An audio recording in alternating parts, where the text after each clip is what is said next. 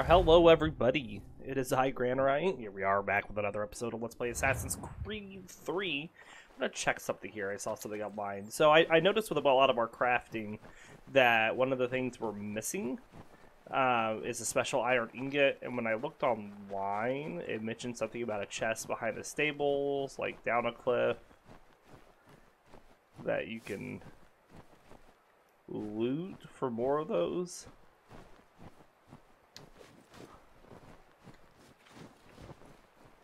Let's take a look here and see if I can find whatever this is talking about. Is that the chest it's talking about? It looks like there might be something there.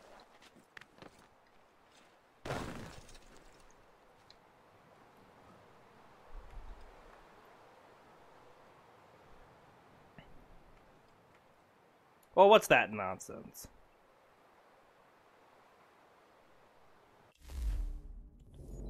Alright, well, let's go back here then. Because I noticed one thing I was missing for a lot of my crafting was special iron ingots. But it's like, oh, you get them from homestead missions. Well, you know, don't have many homestead missions left. Take a look here at my inventory. I think we're full up on, like, everything.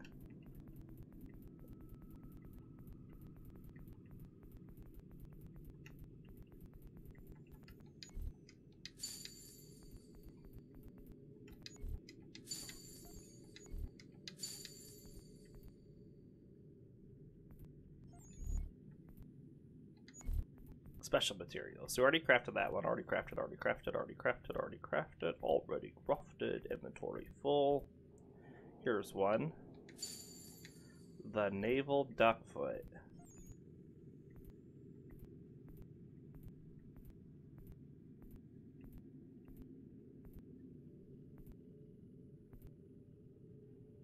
Well, it looks like we've crafted all these. So we just had the naval duckfoot to craft at this time.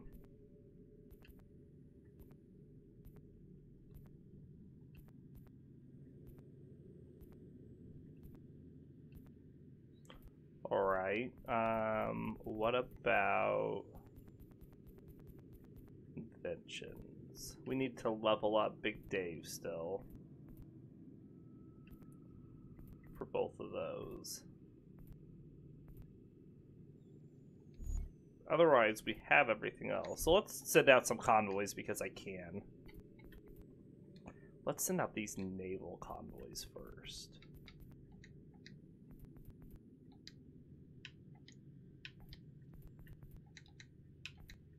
I'll make a ton of money off these bear pelts with the naval convoy.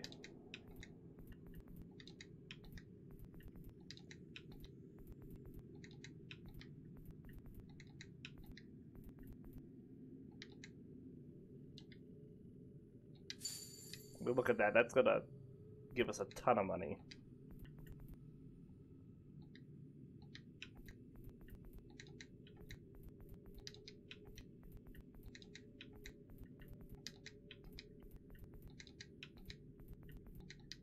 And they can carry like 10, which is a lot.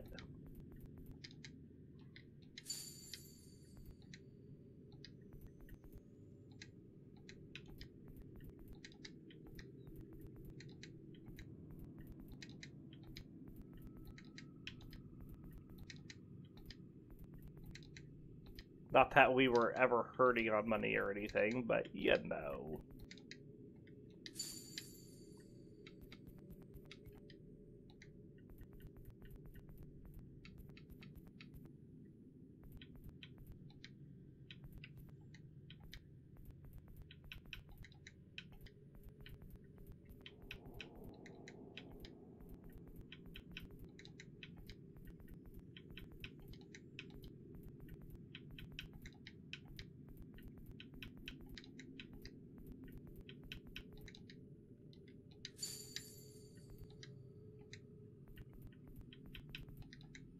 Almost out of wolf pelts here.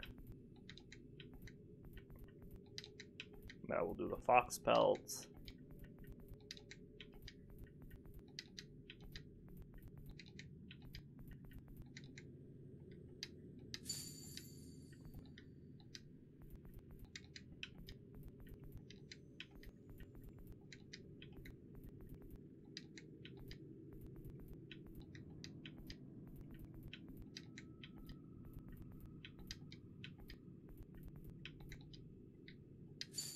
Where we go?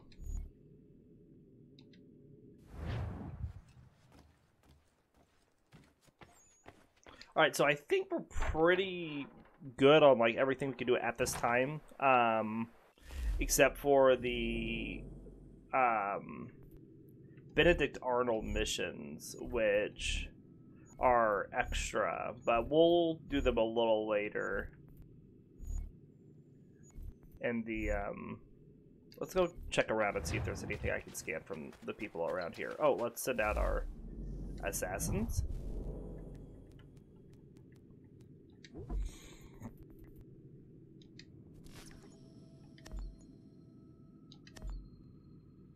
We just have those two.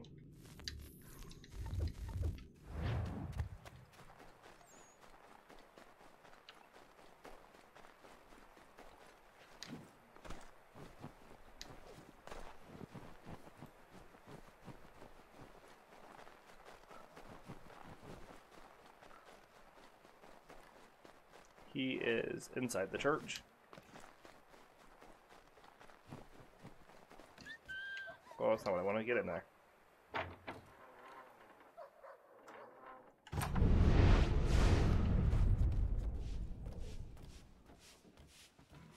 Invalid target.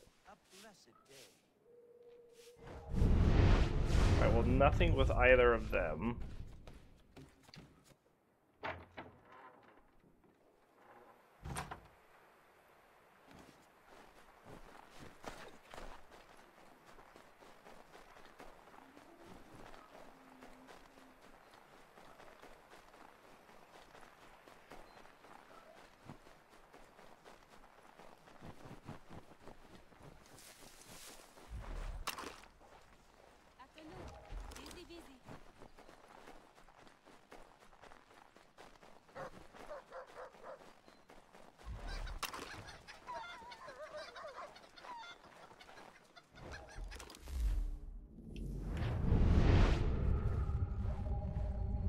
He just gonna step back in there? No, he's doing something else.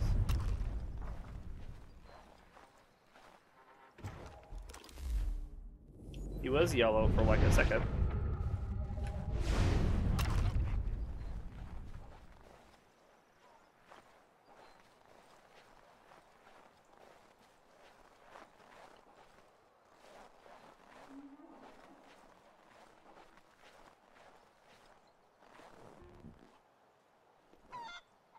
Entry is already completed for this worker.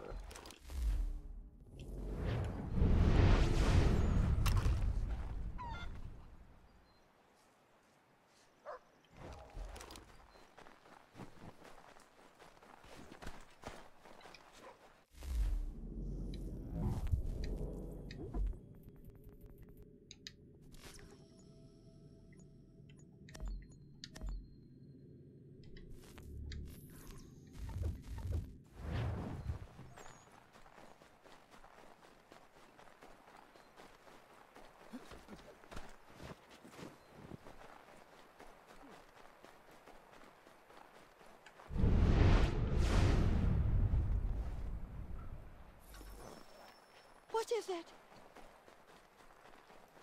I'm afraid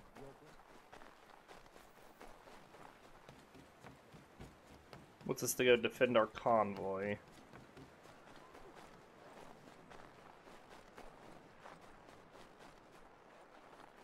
I think we're done on doctors. I think what we're just waiting for.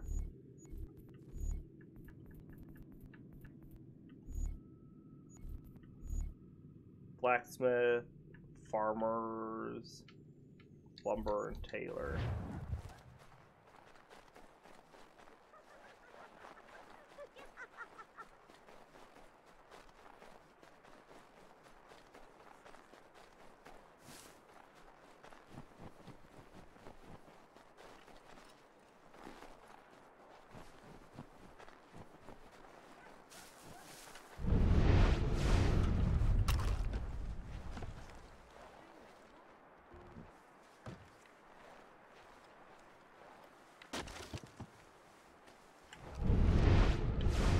Well, I guess that activity's already been scanned. Alright, let's go defend our convoy really quick. We need to go to the frontier anyways.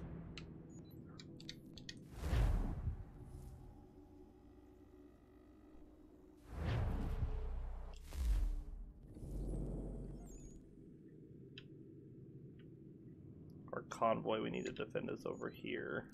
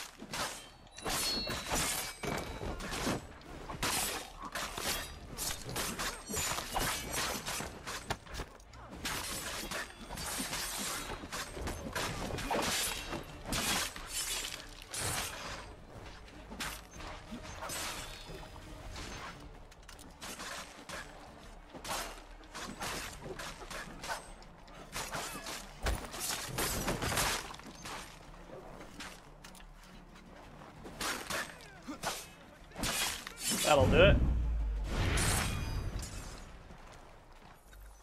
Blessings on you, sir. Thank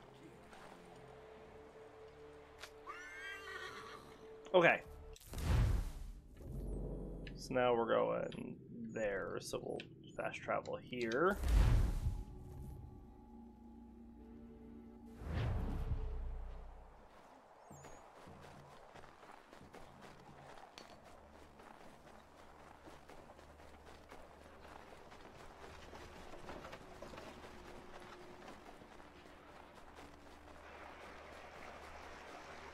Off to Valley Forge.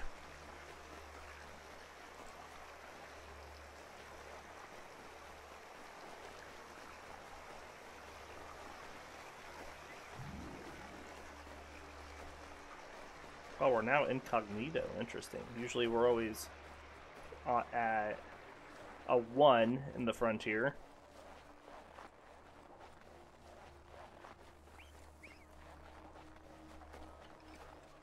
Our guys are still out on that mission. I haven't seen them come back yet.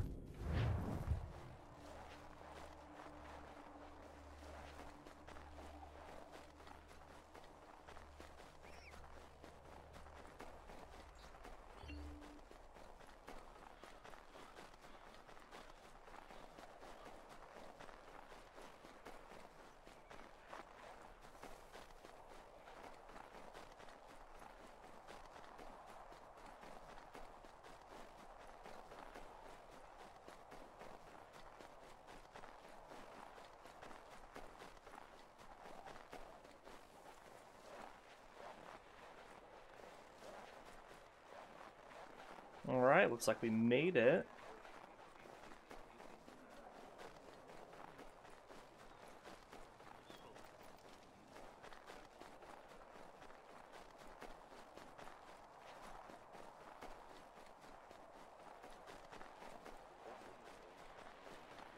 Running through Valley Forge here.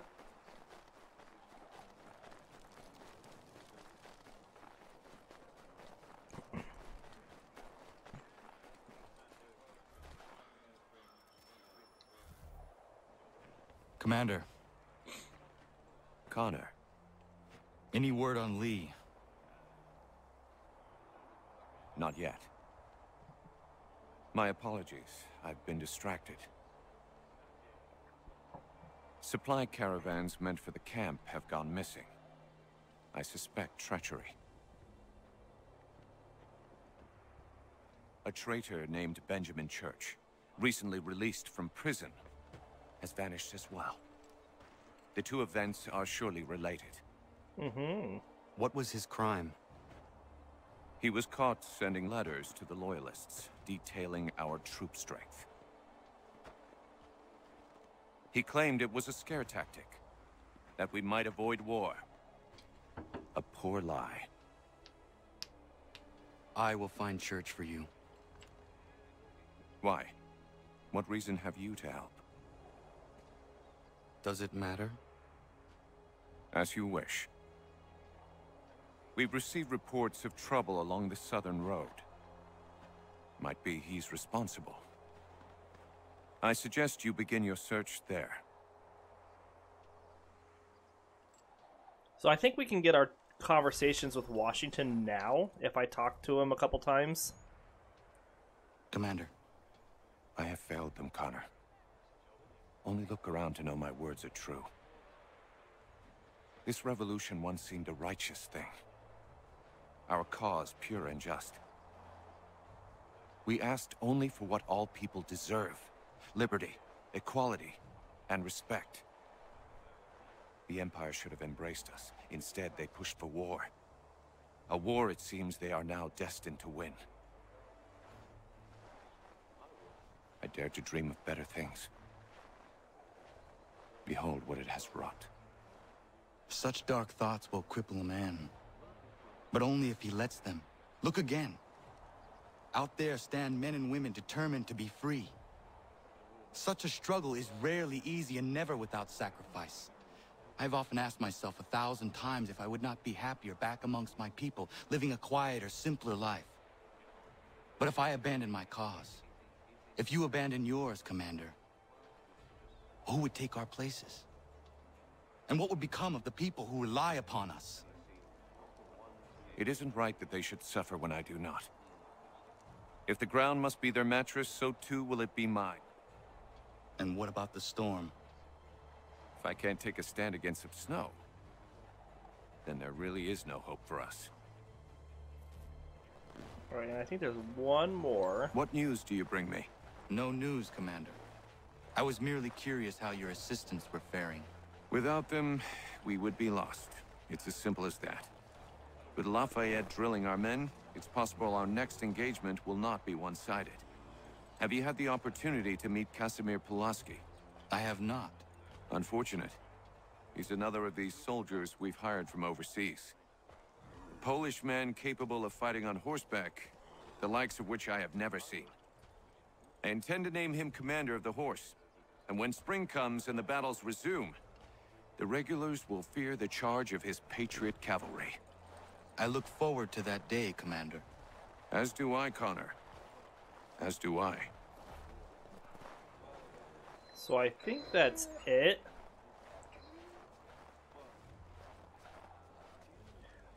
So if I go into here now, not here, this one. We have not yet listened to all of Washington's conversations.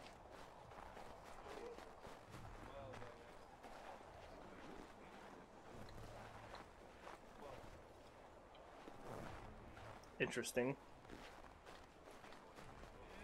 So we returned to an abandoned church. Oh, that's what I wanted. We have a lot of injuries. My goodness. Okay, let's see what we got here. Benjamin Church updated. So, turns out Church is either an excellent liar or he changed his allegiances from the rebels back to the British sometimes before 1775. That's when he was caught sending coded messages to the British forces in Boston. Rather than being hanged for treason, Church was simply jailed and later exiled. That took some fast talking on his part. His defense was that he was actually helping the Continental Army by exaggerating troop estimates and gunpowder stores. That's some quick thinking. Lucky for Church, the Continental Army only ever knew about one coded letter. More modern research has showed that he'd been ferrying papers to the British for some time, possibly to pay off some of his debts. Incidentally, his expensive mansion was seized by the newly formed American government and sold to pay off his war debts, but not until after it was ransacked by angry rebels. That may seem like poetic justice, but it's somewhat unfair. At the time, Church wasn't even living there. He left it to his wife, who he had abandoned for another woman. It seems he had a habit of betrayal. What a catch. And then we have Valley Forge. I'm going to check something here on the Washington conversation.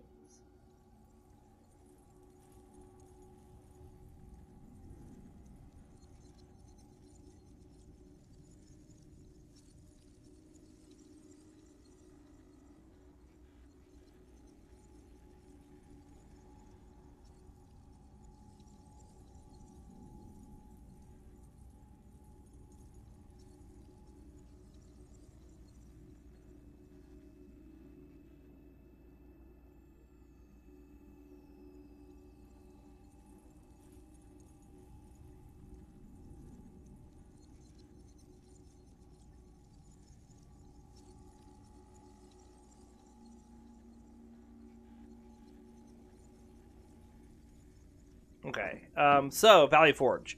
This was the site of the winter encampment for the Continental Army in 1777-78. Valley Forge wasn't Washington's first choice of location. My first choice would have been the Bahamas, but apparently that's quite inconveniently located. The valley was mostly uninhabited, and he felt it would be easier to house and feed an army in a larger town. Congress, on the other hand, wanted the army nearby, keeping it between them and York and the British Army in Philadelphia. Valley Forge was close enough to Philadelphia to harass British troops there, but far enough away to prevent a surprise attack from the British. Life without surprises. What a thing to wish for. Washington did have a point, though. The army had trouble getting supplies, and Valley Forge had no housing for the troops, and even though the winter was mild, it was cold for an army where a third of the soldiers didn't have any shoes. Mild temperatures also meant it was damp, so disease ran rampant, and thousands died. All of which makes Valley Forge sound like a complete disaster, but the astonishing thing is, it wasn't. The better equipped soldiers took the patrols, the others built houses. Nathaniel Greene was named quartermaster and found supplies. They invented subsistence rations for themselves when food ran low. Baron von Steuben and the others arrived and began to drill the troops in military tactics and the basic camp layout and sanitation. In military tactics and in basic camp layout and sanitation, helping stop the spread of the disease problem. Far from being the catastrophe it seemed, Valley Forge is legendary today as the proving ground of the American Army. I imagine it would be a little comfort to those who suffer there. Yes, you caught a terrible disease, but well done, you really proved yourself. The Army emerged as a capable fighting force, though, winning a victory almost immediately at the Battle of Monmouth. The Continental Army. This was the army that George Washington led in the American Revolution, made up of various regiments supplied by the states. The army was officially established by the Continental Congress in June of 1775, shortly after the Siege of Boston began. In fact, it was formed specifically to deal with the Siege of Boston, which at the time was being carried out by various militias who had fought at the battles of Lexington and Concord.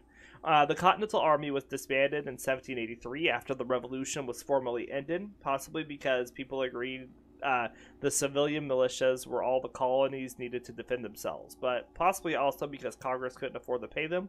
My money's on the last one. Isaac Potts House. This was George Washington's headquarters during the winter of 1777. The house was owned by Isaac Potts. It's a simple country house in the ever-popular Georgian style. The President of Congress wrote that Washington lives himself in a hut, and that is a little temporary cabin such as the one inhabited by the poorest boor, which is exaggeration bordering on slander. Washington lived in a tent for his first week at Valley Forge, but then moved into the Potts house with his entourage. The rest of the soldiers were housed in the temporary log cabins built around the valley. However, this house isn't exactly the lap of luxury either. The rooms are small, and it would have been cramped quarters for the military meetings that took place here, and the 25 people who ate, worked, and slept inside. It must have been like the 18th century frat house. It's said amongst Washington's greatest achievements was the invention of beer pong. Anyways, the house is a compromise between Washington's need to convey the image of a leader and not to place himself too far above the people he leads. Conway Cabal. The Conway Cabal was a supposed conspiracy to unseat George Washington as the head of the Continental Army and replace him with General Horatio Gates. The fact that you're far less familiar with the name Horatio Gates perhaps tells you how successful he was. Thomas Conway was an Irish-born soldier who had been educated in France. He served as a general under Washington, but corresponded frequently with Gates, mainly on how bad Washington was at his job. Now, generally, if you want to keep your job, you don't bitch about your boss to everyone who listens. But apparently nobody ever told Conway that. He wouldn't last 5 minutes on a social networking site. So when Washington got wind of some things Conway had written, none of which were complimentary, it exploded in the faces of both Conway and Gates, who had to go before Congress to clear their names, which didn't work out for them. There's some historical debate as to whether cabal is the right word for the whole thing, and really it sounds more like an internal squabble to me. However, there's some very public criticism of Washington at the time, since he just lost the battles of Germantown and Brandywine, while Gates had won a big victory at Saratoga. It's not surprising that Washington took Conway's letters as a sign that his subordinates were conspiring behind his back to replace him. In the end, however, Washington's supporters rallied around him, and the whole thing ended with Gates apologizing and Conway being forced to resign.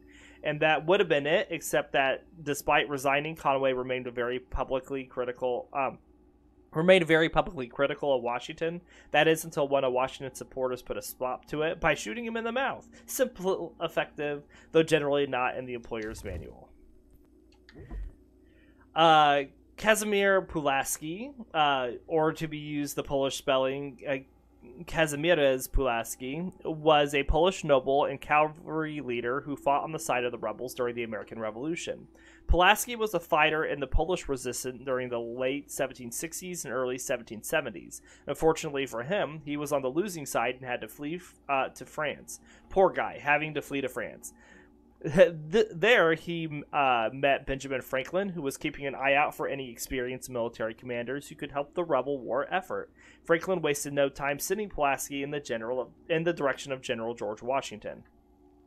Pulaski joined the Continental Army in 1777 and made himself immediately useful at the Battle of Brandywine, where he prevented George Washington from being surrounded by the British. He probably saved Washington's life, along with the lives of many of the Continental Army. As a thank you, Pulaski was named a brigadier general and placed in the command of the Continental Army's cavalry, which at the time was extremely small, scattered, and mainly used for scouting. After some tensions with his superior officers, Pulaski resigned his commission and was allowed to start again elsewhere, training a small corps of lancers and infantry that, for reasons which should be obvious, became known as Pulaski's Legion. And Tadeusz Kosciuszko, more commonly known as Thaddeus Kosciuszko, I can't say that last name, I'm sorry, and even more commonly mispronounced.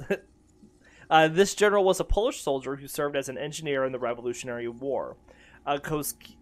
Kosciuszko was the son of a Polish noble and learned military tactics as part of his private schooling. He joined the Continental Army in 1776. His full name was Tadeusz Andrzej Bonaventura Kosciuszko, and while his surname may sound like a sneeze, but Kosciuszko, I want to say this like 500 different ways and wrong every time, was in charge of founding and training the much-needed corps of engineers of the Continental Army. He's probably best known for overseeing the fortifications at Saratoga, which were crucial to the American victory there in 1777.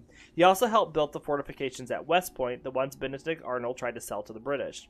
When the war ended, Congress promoted Thaddeus to brigadier general, probably just so they could call him brigadier general instead of his attempt his name, but also clearing the recognition for his service. He returned to Poland, where in 1794 he led a rebellion of his own, known as the Kosciuszko Uprising. He lost and was jailed for 2 years in Russia before being exiled to France.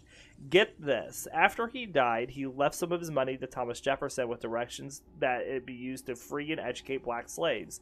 Unfortunately, Jefferson never bothered to use the money. It was returned to his heirs in 1852.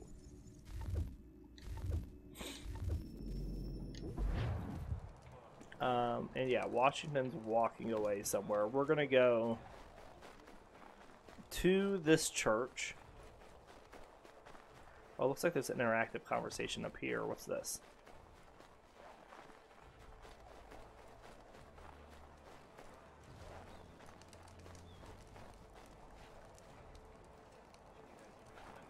It shows one here, but there's not.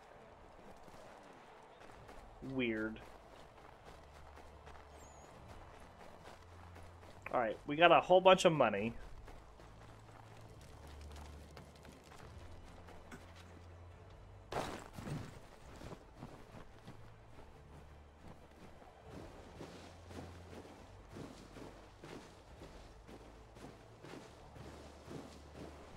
There's stuff still just being rolled in here.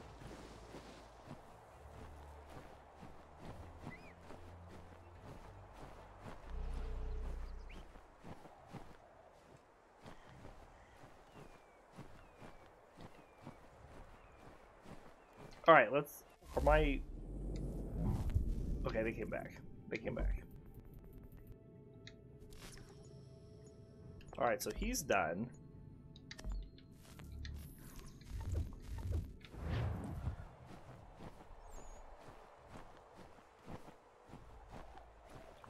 We're trying to get to the church over here.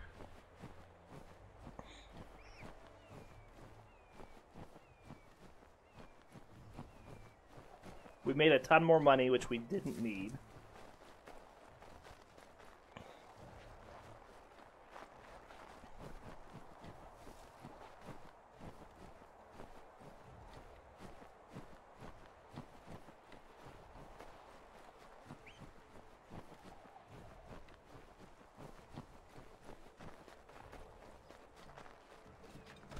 Okay.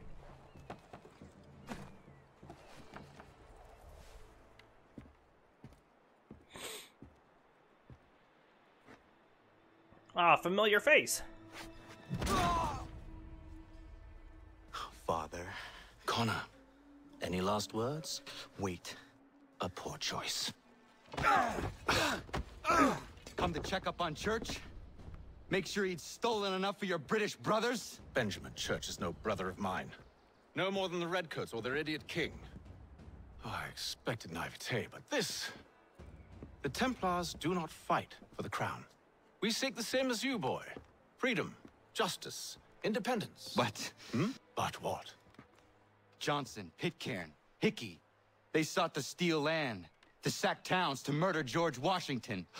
Johnson sought to own the land, that we might keep it safe. Pitcairn aimed to encourage diplomacy, which you cocked up thoroughly enough to start a goddamn war. And Hickey? George Washington is a wretched leader. He's lost nearly every battle in which he's taken part. The man's racked with uncertainty and insecurity. Only look at Valley Forge to know my words are true.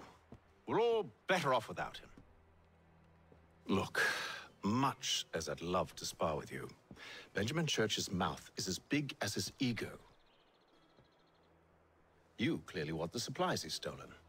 I want him punished. Our interests are aligned. What do you propose? A truce. Perhaps some time together might do us good. You are my son, after all, and might still be saved from your ignorance. Wow. I can kill you now, if you prefer.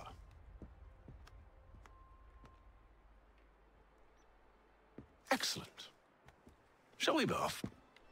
Do you even know where Benjamin Church has gone? I'm afraid not. I'd hoped to ambush him when he or one of his men returned here. It seems I'm too late. They've come and cleared the place out. I may be able to track him.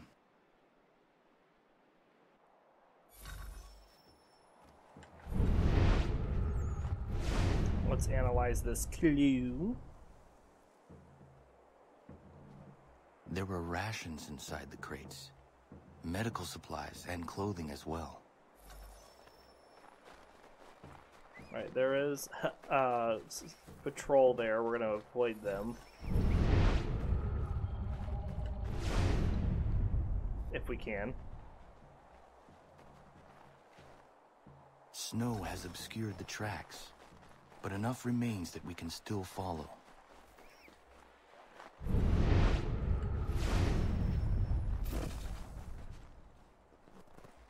Well, is he coming?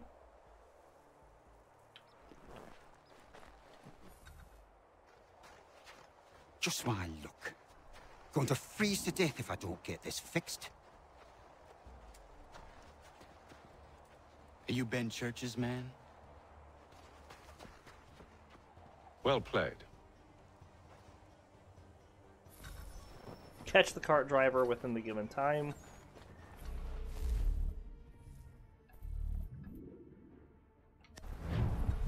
So you can slow him down with the rope dart. But it also slows us down a little bit. But we got him. It was not wise to run.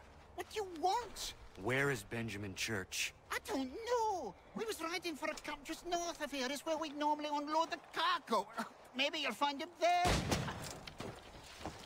Enough of that. You did not have to kill him. Let's not waste time with all this pointless banter. Go catch up with the rest of Church's men. Infiltrate that camp of theirs and see what you can discover. And what about you? Never you mind. Just do as I ask.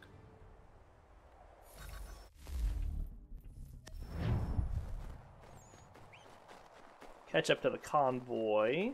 We did get the optional objective, so that's good.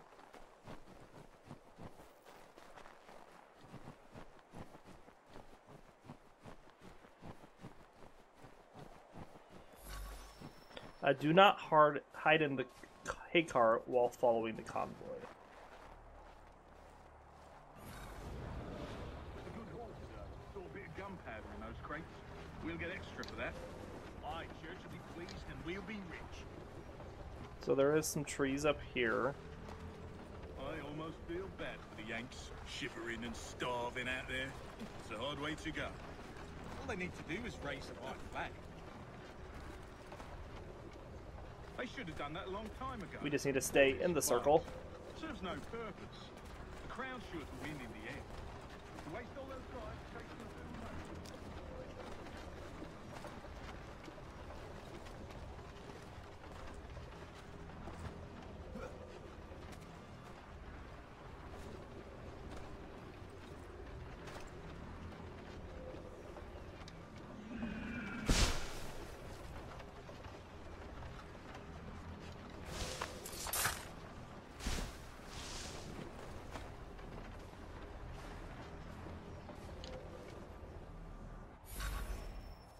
Alright, we need to kill camp guards without being detected.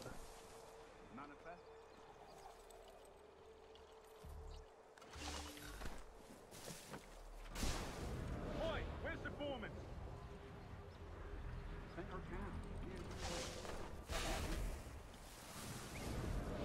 Thank you kindly. You won't be thanking me when you hear what he's got planned.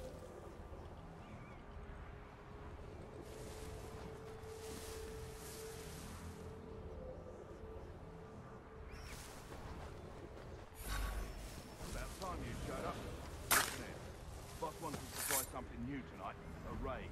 No more convoys. We're to steal from the Yank camp itself. Valley Forge.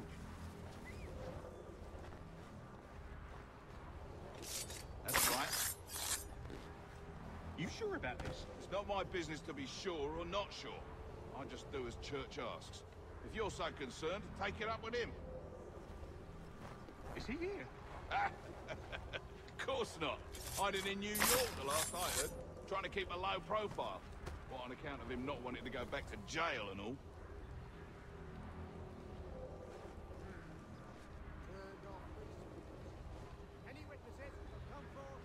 All right, I'm in. Of course you are.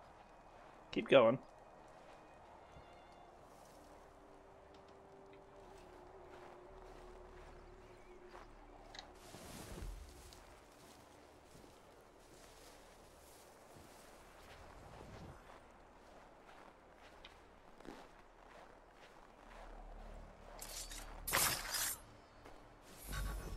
Look what we found. He was creeping around the camp all suspicious-like. Must be a Yank spy. Nah, he's something else. Something special. I don't know if I got that Isn't that optional right, objective, Hatham? but I thought I did. Church told me all about you. And you should know better than this. You're not really in a position to be making threats, are ya?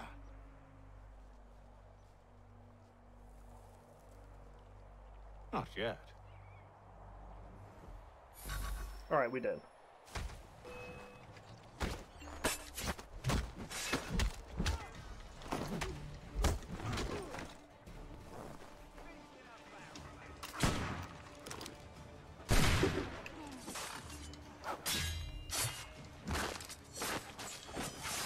Once you've dealt with these louts, meet me in New York. What? You mean to just leave? Now? If you can't handle a couple of mercenaries, then we've really no business working together. Unbelievable.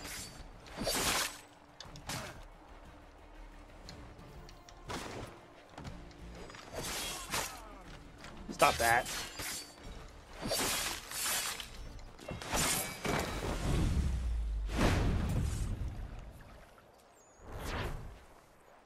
got another email. It's been a while since we read one of those, but makes sense.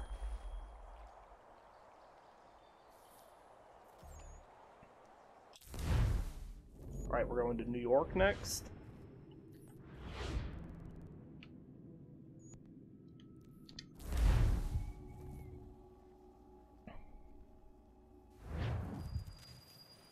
One month later.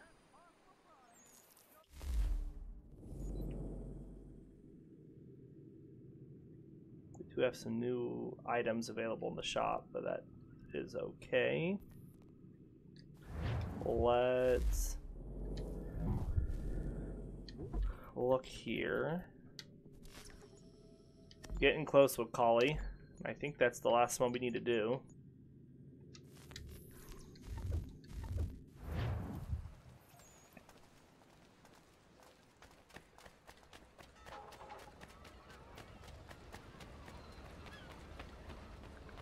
And there's no, big W for Washington here. He's still off somewhere else.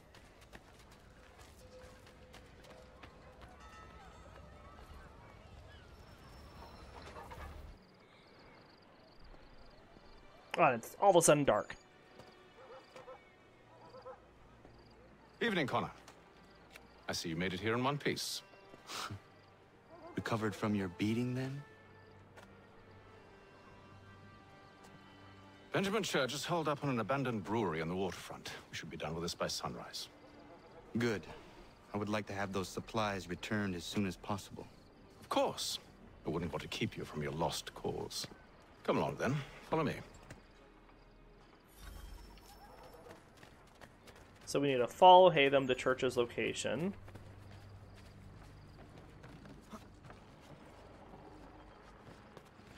Oops, yeah, that's exactly what I told you to do, Connor.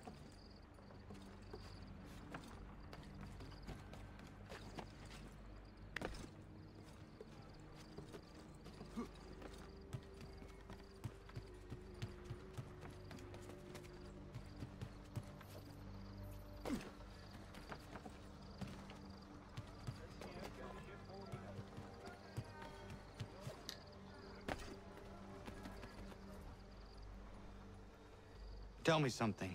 Hmm? You could have killed me when we first met. What stayed your hand? Curiosity.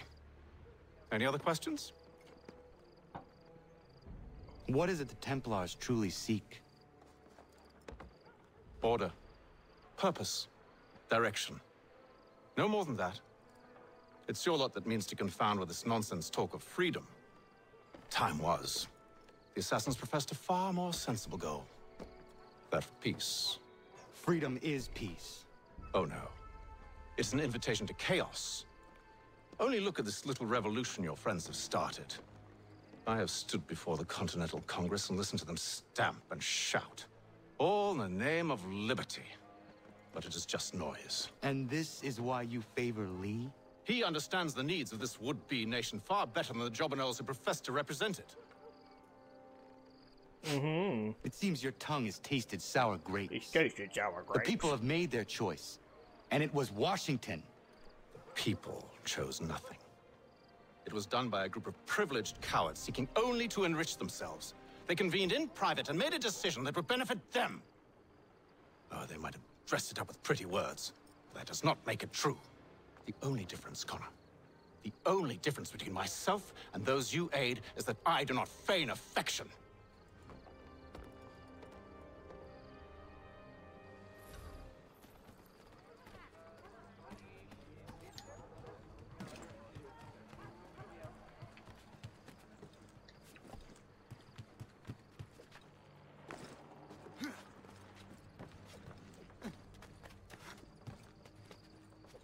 The AI with its perfectly scripted jumps across the rooftops.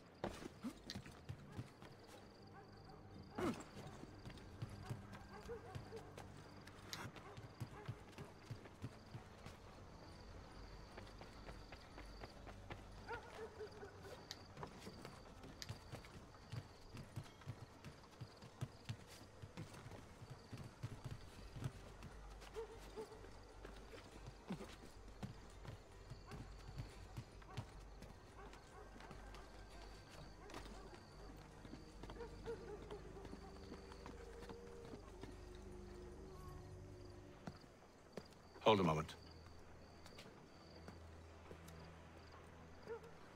Church, you clever bastard. What is it? I was hoping I could wave you past the guards, but he's replaced most of them with men I don't know. Well, I should be able to pass without arousing suspicion, but you... No. We do this together or not at all. Then what do you propose? I will find a guard who is off duty and take his uniform. Very well. I will wait here, then. Of course you will. Oh, I'm sorry. Would you like me to come along and hold your hand, perhaps? Provide kind words of encouragement? Do not get detected while stealing the mercenary outfit.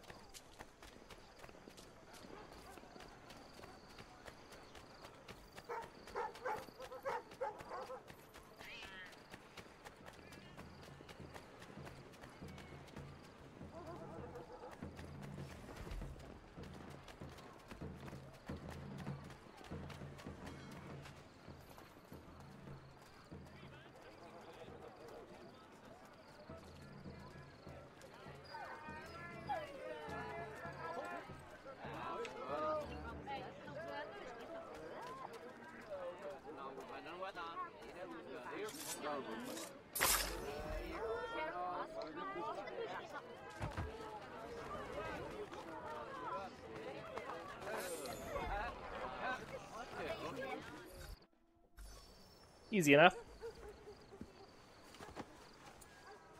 That should suffice. Follow me.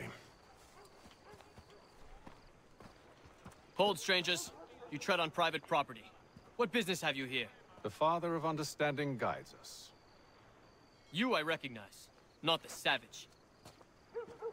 He is my son. Tasted of the forest fruits, did you? Off you go, then.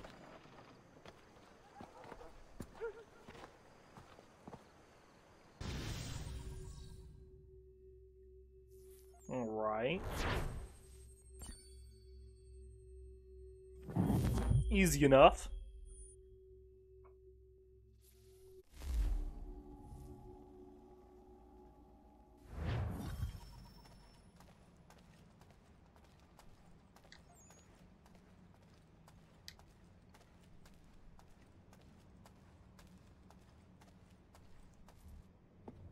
It's locked. Give me a moment. Must be strange for you, discovering my existence as you have. I'm actually curious to know what your mother might have said about me. Always wondered what life might have been like had she and I stayed together. How is she, by the way? Dead. Murdered. What? I'm sorry to hear that. Oh, you're sorry. I found my mother burning alive. I'll never forget her face as she sent me away. Charles Lee is responsible for her death by your order. And you're sorry. It's impossible. I gave no such order. I spoke the opposite, in fact. I told them to give up the search for the precursor site. We were to focus on more practical pursuits. It is done. And I'm all out of forgiveness.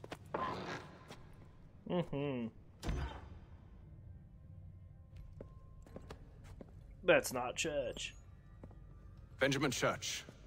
You stand accused of betraying the Templar Order and abandoning our principles in pursuit of personal gain. In consideration of your crime, I hereby sentence you to death. No! You're too late. Church and the cargo are long gone. And I'm afraid you won't be in any condition to follow. We've chosen to stand with the victor. It's Britain who will win this war. You always did prefer principle to profit. Perhaps that's why your little kingdom started to crumble.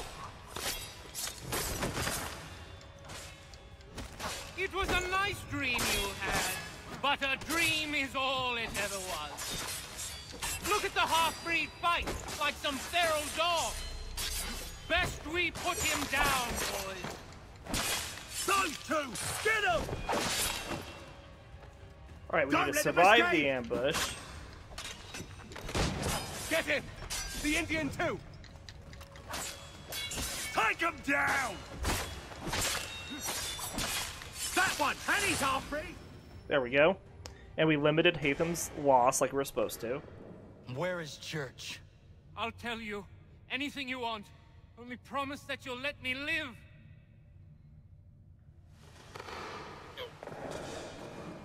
You have my word. He left yesterday for Martinique. Took passage on a trading sloop called the Welcome. Loaded half its hold with the supplies he stole from the Patriots. That's all I know, I swear. That was a loud stab. And he kept his word.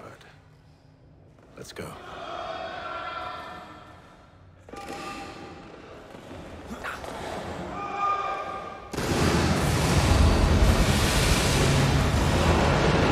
Wow, that's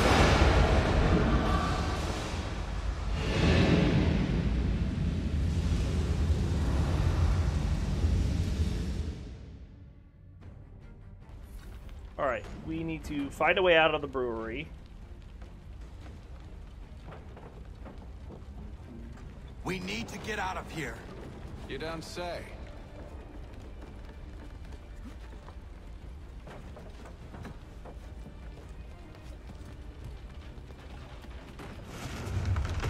I think we need to, like, not take fire damage, if I remember correctly. Now is not the time for sightseeing.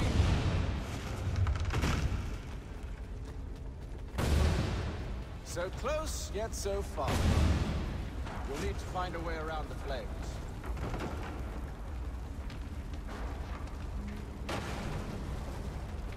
Get back here, traitors! Oh, how I'll enjoy making you pay for your betrayal.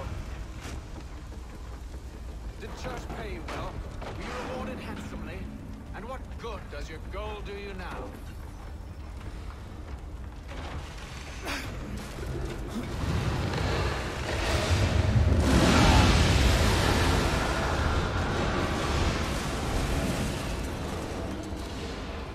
Goodness, the audio at times in this.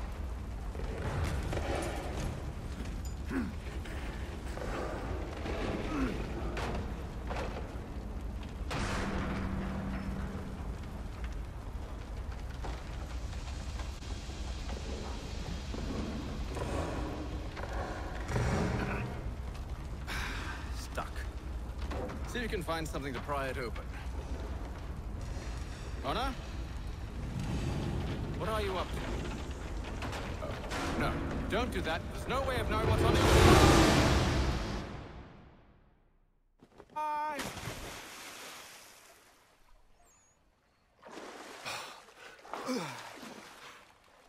We do now.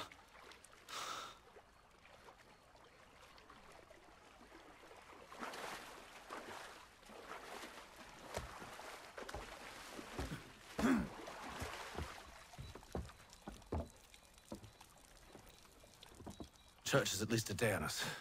We must move quickly if we're to catch him. I have a ship we can use. Meet me on the pier when you're ready.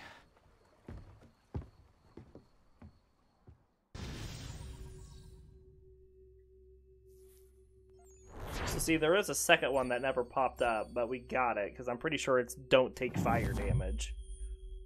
Which we would have lost if we would have touched the flames, of course.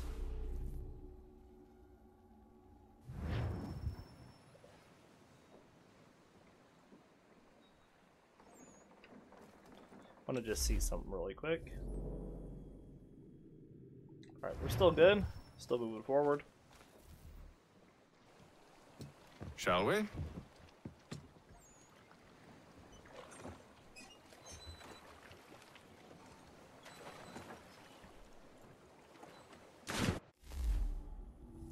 We are in the Aquila.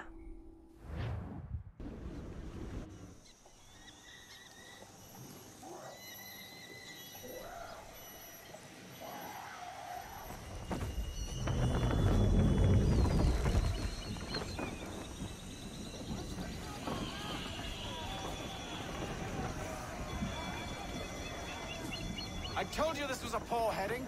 Church is surely days ahead of us now. Limit damage caused by collisions to 20%. bar's not been set very high now, has it? We are closer than you think, Father.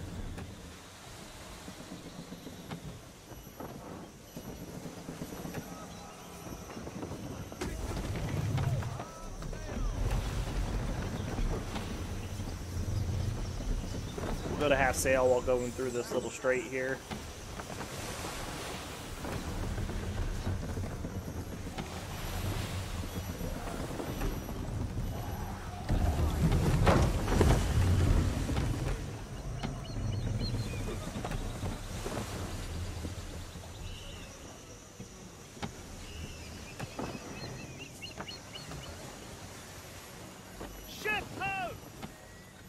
Approach the ship.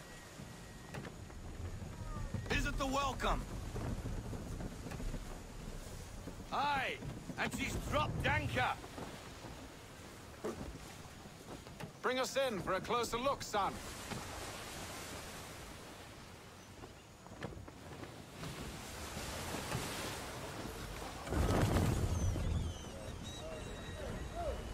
It seems the ship has been abandoned. Church always was a slippery little bastard. After them! Chase his schooner. Still limited damage by collisions.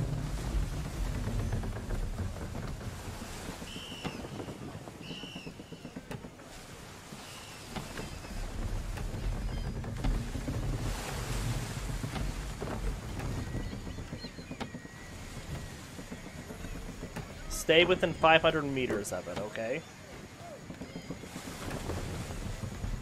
Hurry, son! We won't get a second chance at this!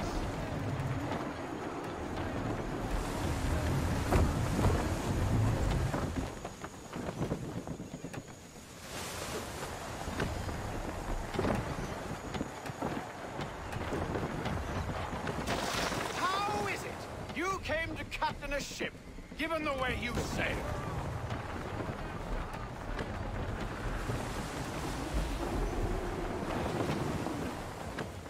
I think we're doing pretty good.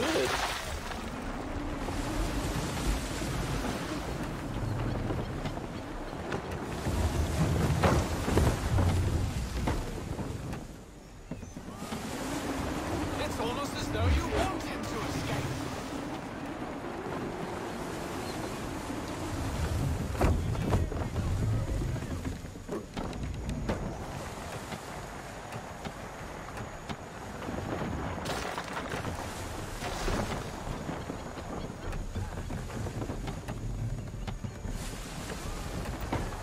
Can the ship go no faster? I mean, we're gaining ground on it.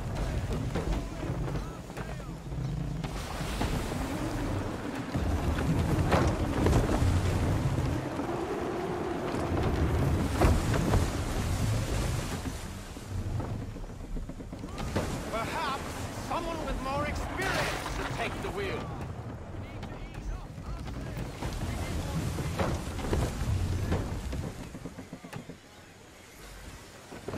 She's passing between the cliffs, boy, and the Aquila's too big to follow. We need to go around.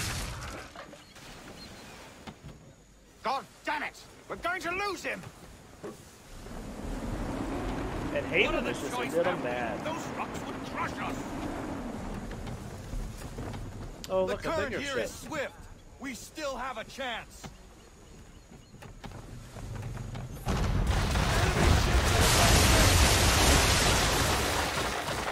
Okay. Ready our weapons!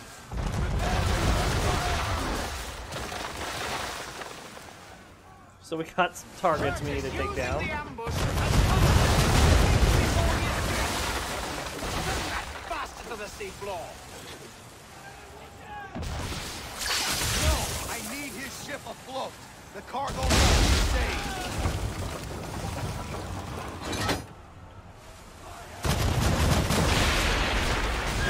Oh, we need to use chain shot to destroy the mast, okay. Do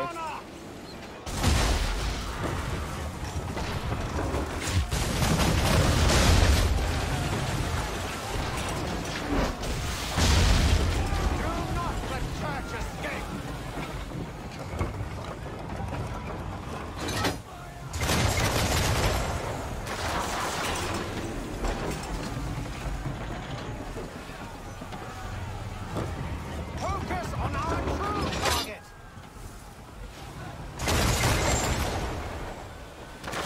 That did it.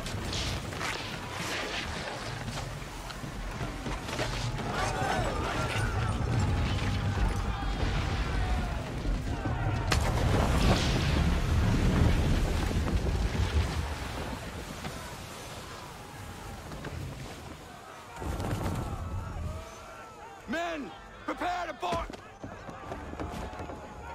What are you doing? Ending this.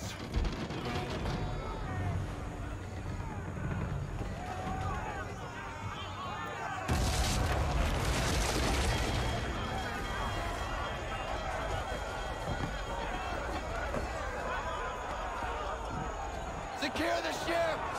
Hook us in! Bring her close! To arms! To arms! Man the swivels! Cover from the quarter deck! Secure the aft line! Tie off the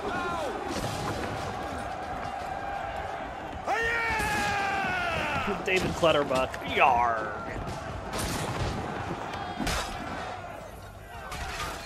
Kill officers on board. And we need to perform a kill streak.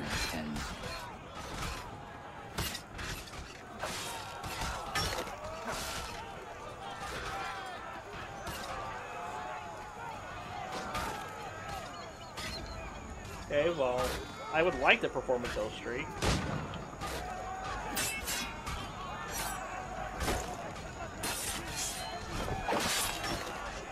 But we gotta get 3 guys in order to do that with.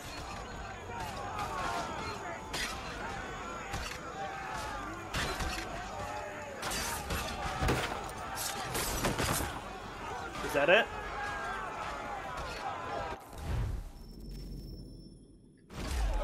Maybe not. Seemed like it was 3.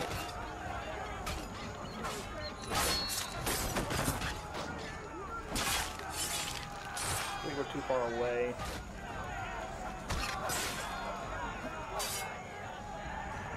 Let's reload from the last kill, or from the last checkpoint really quick. We're gonna try again for the kill streak, just to make sure I get it.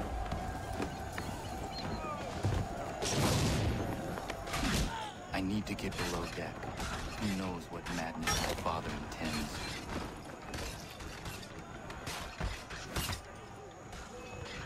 Did he push me, really?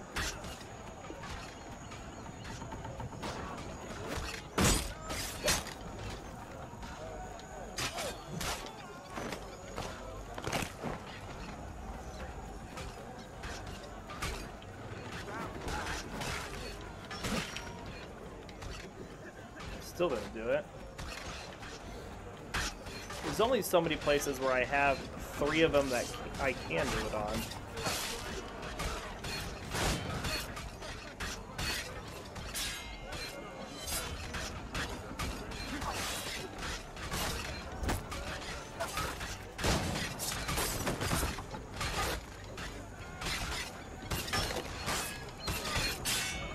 I don't want to do it to you yet.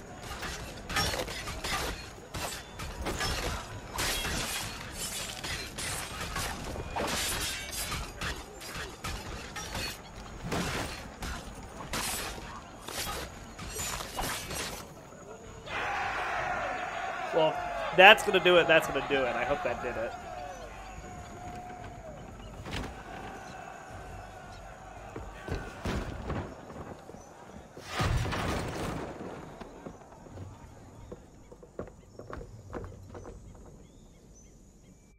Empty. What has... Alright, well, we have another thing for Benjamin Church here. That's not what I was going to check, but more on the betrayal theme. And selling out to the British, it looks like Church turned traitor on the Templars as well. I can't decide if I think that's incredibly gutsy or terminally stupid. Given how Church ended up, I'm going to go with the latter. He sounds like someone who would betray himself if the other him paid as well enough. Church...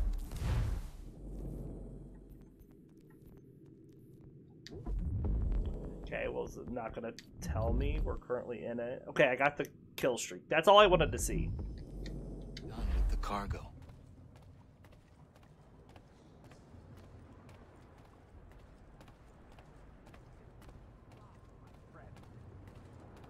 quite an adventure. Let me tell you, working my way through your nasty little tricks and traps. Clever! Some of them, anyway. I'll give you credit for that. And for the quietude with which you pulled it off. We had a dream, Benjamin! A dream you sought to destroy. And for that, my fallen friend, you will be made to pay!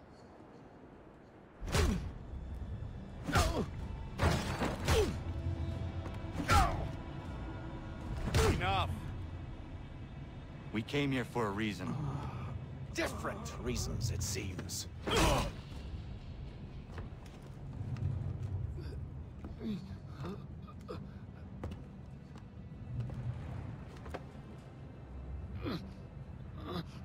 Where are the supplies you stole?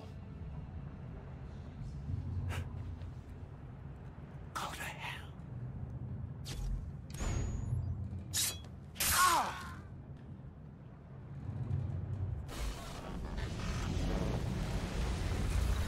I ask again. Where are the supplies? On the island yonder. Awaiting pickup. But you've no right to it. It isn't yours. No. Not mine. Those supplies are meant for men and women who believe in something bigger than themselves. Who fight and die that one day they might be free from tyranny such as yours. Are these the same men and women who fight with muskets forged from British steel? Who bind their wounds with bandages sewn by British hands? How convenient for them.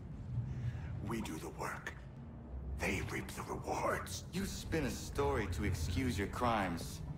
As though you're the innocent one and they the thieves. It's all a matter of perspective. There is no single path through life that's right and fair and does no harm. Do you truly think the Crown has no cause?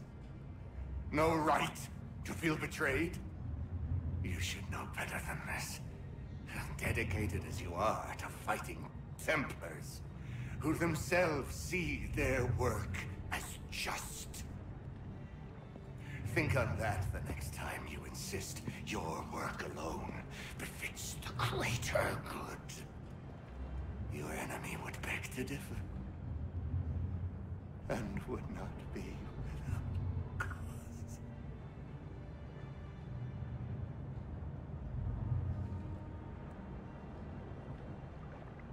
Zawanios kina, nagtiahne de kantu titogaske. You did well. His passing was a boon for us both. Come on. I expect you'll want my help retrieving everything from the island. All right.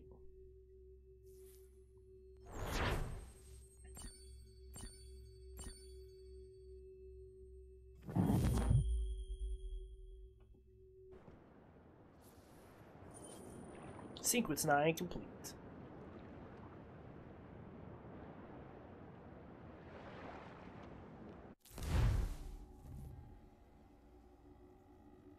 I have been reunited with my father, but I do not yet know if this bodes well or ill. Our goals are aligned, at least so far as independence is concerned. But he continues to defend Charles Lee, the man who murdered my mother and burned my village. Still, he makes a point about Washington and those who back him. I hear much talk of freedom and equality, but it seems one must be a landed white man to benefit. What if someone like me, or Suri? What role for us in this world? Is my father right then? There is so much I must consider and so little time in which to do it.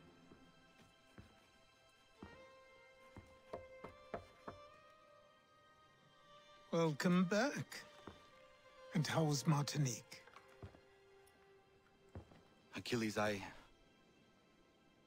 owe you an apology. It was wrong of me to say the things I did. Your words were harsh, Connor. but there was also truth there. I failed the Order, allowed the Templars to take control. But now their hold is weakened, which makes me believe there's a chance for peace. Imagine what might be accomplished if we were to unite. Why the change of heart? Where is this coming from?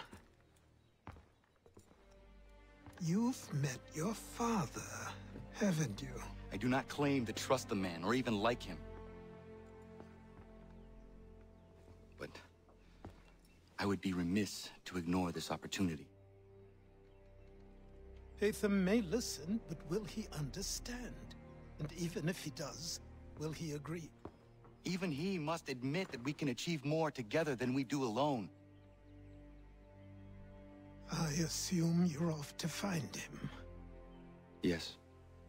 I ride for New York to see what might be done.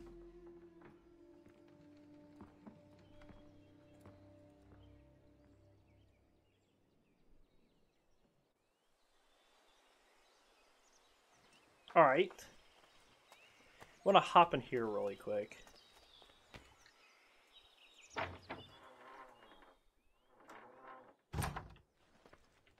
If you notice, we have a bunch. I don't think the mementos are in here. I think they're all upstairs. But as we get stuff completed, we get a bunch of mementos and things for the house.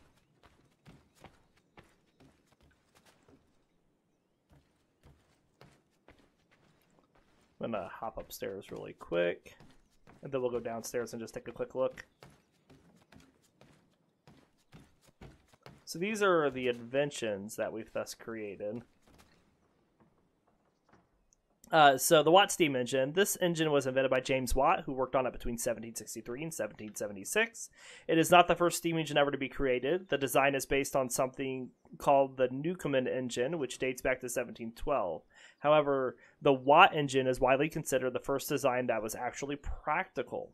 Watt's engine had two advantages over other engines of the day. It operated at a low pressure, meaning that there would be a few boiler explosions when it was used, and boiler explosions would be so annoying it didn't waste coal, which, like gasoline today, was expensive. In fact, his design was so good that it would be significantly improved on for another 100 years.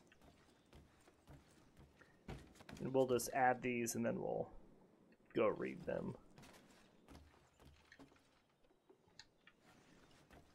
So set the 3 in here.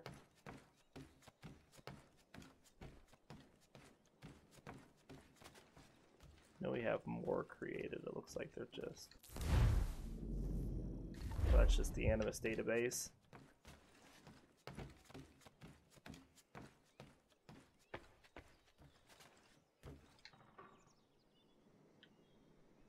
Those are just all mementos. Things we've collected here.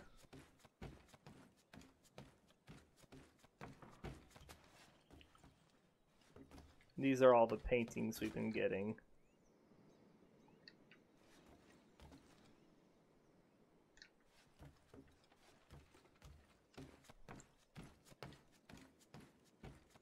Oh, here's the other inventions.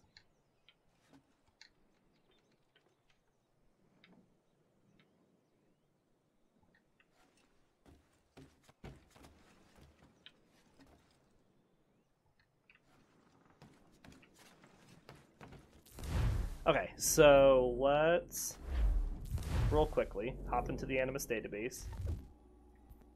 Alright, so the Franklin jar. Heating home at the 18th century posed some problems. You more or less needed a fire kept in a fireplace, but fireplaces were inefficient, smoky, and had to be built against the wall, meaning you were losing heat through the back of your house. Not to mention the quantities of wood required to heat a city caused rapid deforestation. Yes, people wanted to save the trees even in the 1700s.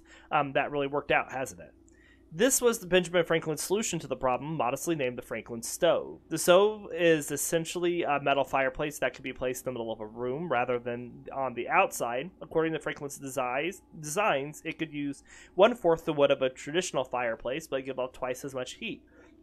It also had a much smaller chance of giving off a spark that would burn your whole house down, which you've got to admit is an advantage in any heating system. Franklin was offered a patent on the stove, but decided not to take it. He wanted people to use his invention free of charge, which was very philanthropic of him. The others weren't so civic-minded. At least one London merchant patented a modified version of the stove and made a fortune off it. Proof that the world is full of arseholes, even before the internet.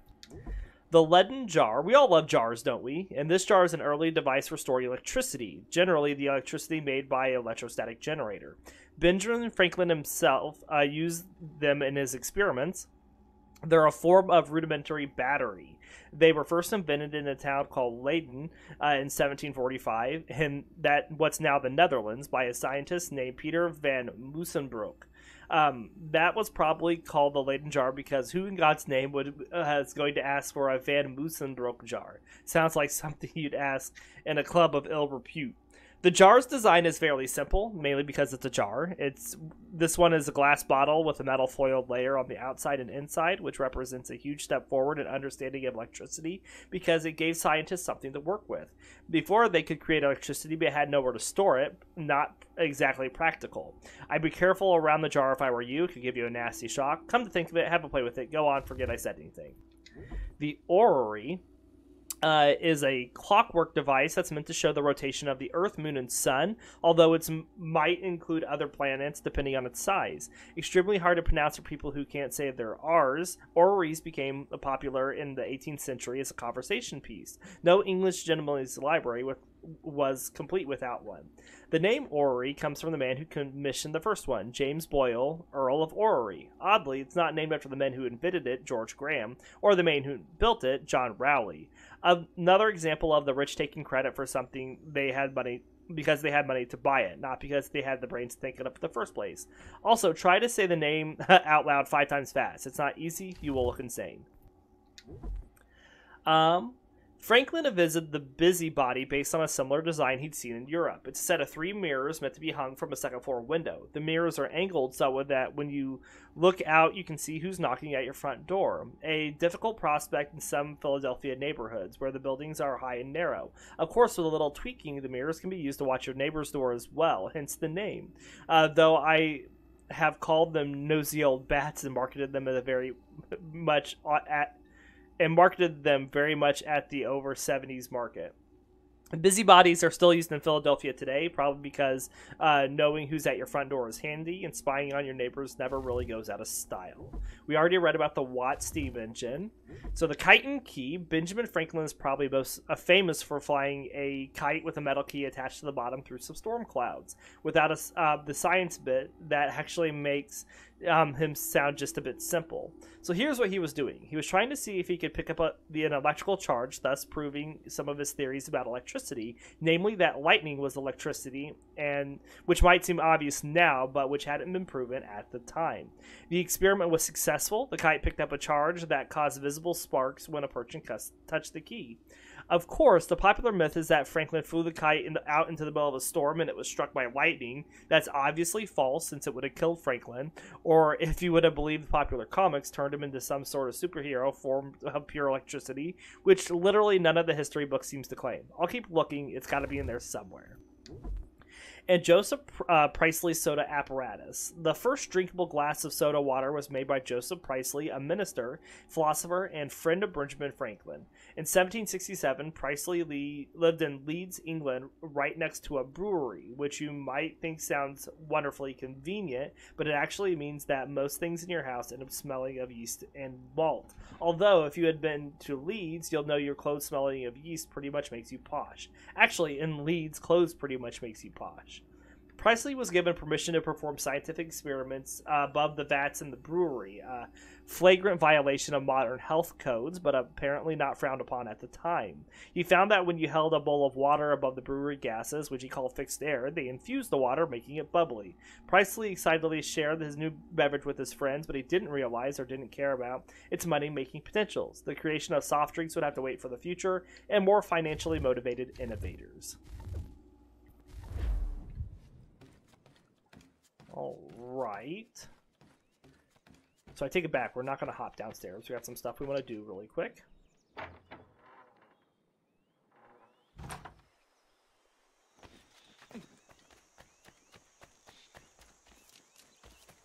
first of all, let's hop over to the farmers and see if they have anything they want us to scan action-wise.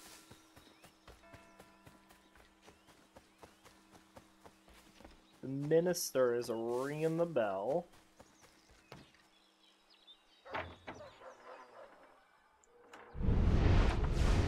He's done now, though. I don't think there's anything to scan with him. I don't remember there being.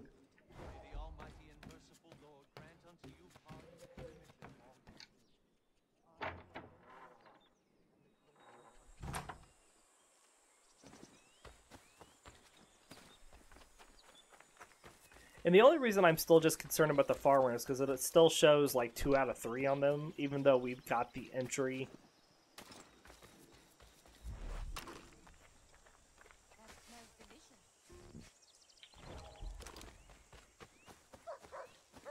In the book.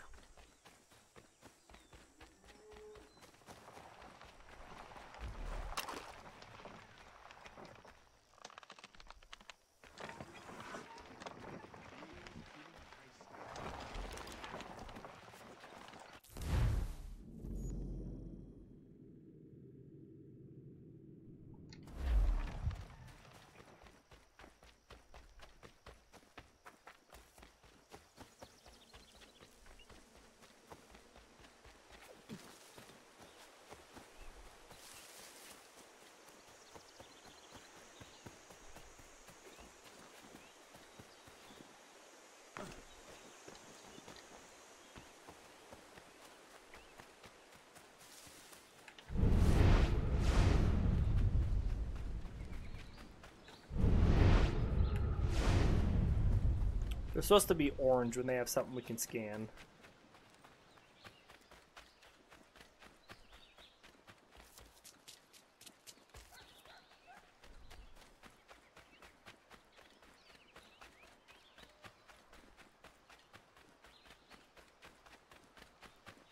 A word, Connor. You have business in New York on occasion?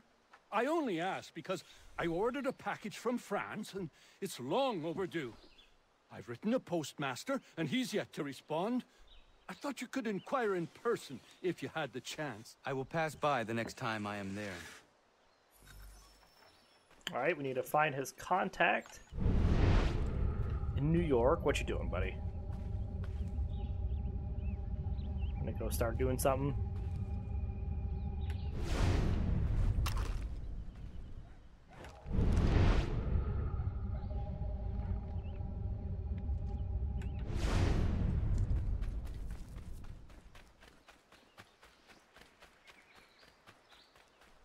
Well, the tailor is out. Maybe we can get her finally doing something.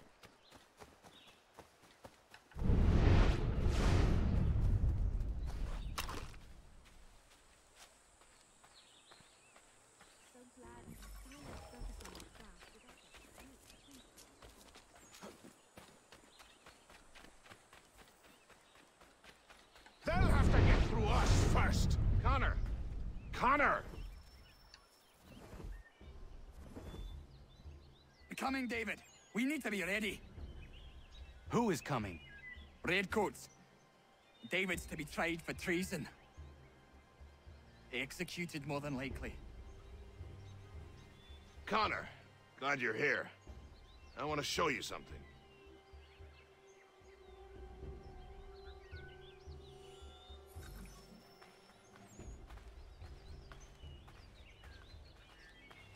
I've collected these kegs. I might suggest building an ambush in the event we need it. They'll likely outnumber us at least 2 to 1.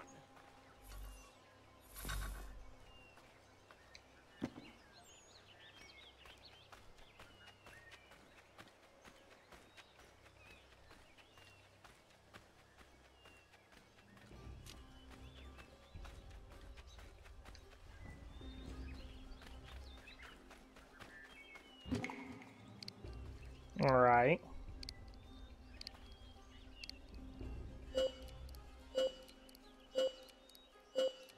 I can hear them coming.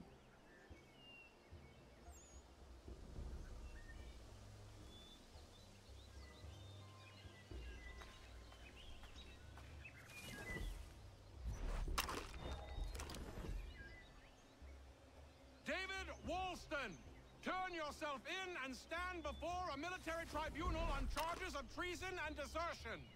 I don't want any part of this war! Leave me be!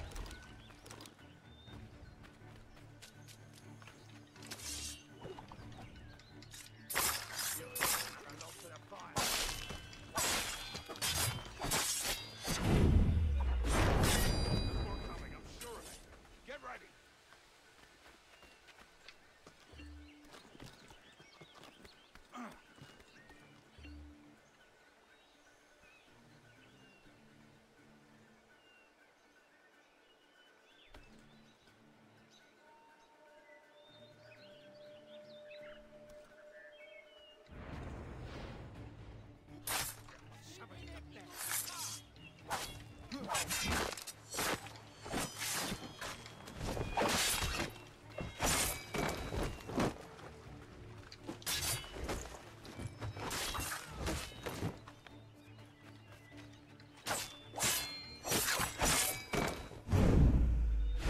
Is that it? Connor, I'm sorry for bringing this violence on the village. We protect our own. The British will not risk losing more soldiers for one deserter. You are free of it now.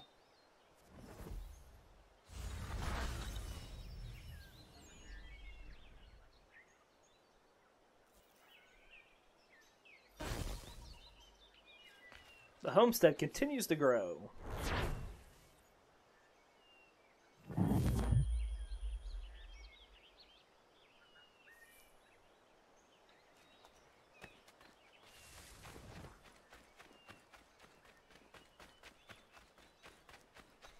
They're all in there drinking from the looks of it. Let's hop to... I want to make sure there's nothing in the frontier here that I need to get. I don't think there is, but I'll just double check. There's a W here for Washington, which means there's probably more Washington talks I can do. So let's hop over there really quick.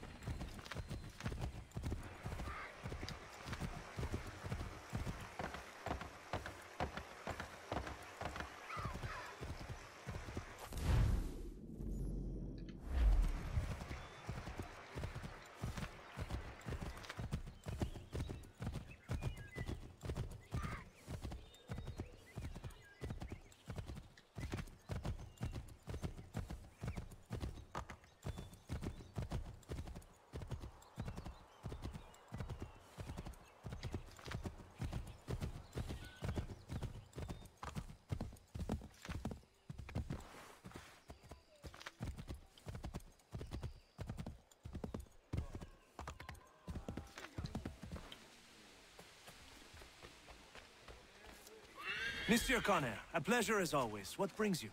I wanted to ask you something. Why is this revolution so important to you? Since I decided to embark upon this adventure, through all the lords and merchants and soldiers I've spoken to, you are the first to ask me this. Have you ever been to France? I have not. One day, when all of this is over, I will invite you to Paris to stay with me and my family. She is the most beautiful city in all the world, Connor. Full of art and culture, women and wine. But she's sick on the inside. Black and rotting. But here is something quite different. On the outside, the colonies are dirty and dangerous, unforgiving and uncivilized. But on the inside, they glow. And that is why I am here. To learn. I want to return home, able to touch France's black heart and make it glow once more. Alright, so we get the Marquis de Lafayette. Better known as Lafayette, it's not surprising his full name was Marie Joseph Paul Yves Roch Gilbert du Motier Marquis de Lafayette. His business cards must have been 3 feet long. Lafayette was a French aristocrat and soldier who decided to join the Revolutionary War and became one of George Washington's most loyal supporters. I am sure his friends just call him MJ.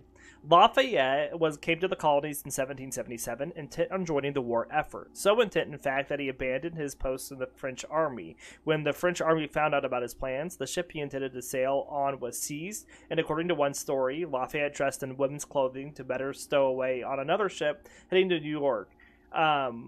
We've all done it. Lafayette had been promised a place in the army before he left France, but once he arrived, Congress became worried that he was just a glory seeker. To smooth things over, Lafayette offered to work for free, and the ever-thrifty Congress awarded him his commission as Major General. That may seem a hefty rank for someone who wasn't quite 20 years old, but Lafayette was born rich and a French noble, and at the time Congress was hoping to secure more aid from the French government. It would have made me suspicious. There's no such thing as a free French. Lafayette was placed in as an aide-de-camp to George Washington, probably because that's a French word and it seemed to fit, and the two became good friends. Political connections aside, he was an excellent addition to the army. Lafayette was a natural leader, and his first real fight was the Battle of Brandywine, where he was wounded. Despite that, Lafayette organized and led an orderly retreat, which saved hundreds of lives. In 1779, Lafayette returned to France, where he negotiated for more troops to be sent to fight in the Revolution, exactly what Congress had hoped for when they had hired him. After Lafayette returned to the colonies, he was placed in charge of the French troops, and he was responsible for chasing General Cornwallis into Yorktown. There were other people there too. It just wasn't one man chasing another into town. That would have looked undignified. After the war, Lafayette returned to France, where he was a leader during the initial part of the French Revolution. Unfortunately for him, he advocated for a constitutional monarchy and had to flee when that wasn't enough to satisfy the general populace. He returned to the United States in 1825 to commemorate the 50th anniversary of the Revolution and was greeted by adoring crowds. In 2002, Lafayette was declared an honorary citizen of the United States, one of the 7 people to ever receive the tribute. Arrogantly, Lafayette didn't bother turning up for the ceremony. That's the French for you. Very funny, Sean. Has he got more to say? Ah, Connor. What do you think of my work thus far? The men are bolstered, focused. It is good you have come. You are too kind. Lord knows my journey was far from certain. The trials we suffered getting here were strange and many. I dressed as a woman, Connor, to evade British spies. Did you know that? I did not. As a woman, you say? It is the truth. King George had already stopped our crossing once in Bordeaux, threatening to seize my newly purchased ship, La Victoire, and arrest me. But I was born stubborn, and such a warning could not dissuade me. So we rode for Spain and bought passage aboard the ship there. George's spies had followed us every step of the way. Disguise was the only remaining option, mon Dieu. No man can doubt your commitment, and you are invaluable to the cause. You did what you needed to do. I am certain I would have done the same. But of course you would. I expect nothing less. Alright, and it looks like he's done talking now. We're going to go up to Washington up here. That's the main reason we came over here. Because one of the things we need to do is to complete Washington's conversations. So we want to see if he's got more to say here.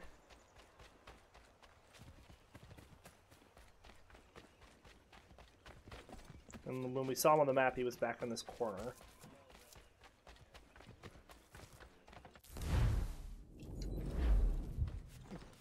Looks like we're still heading straight for him, just fine.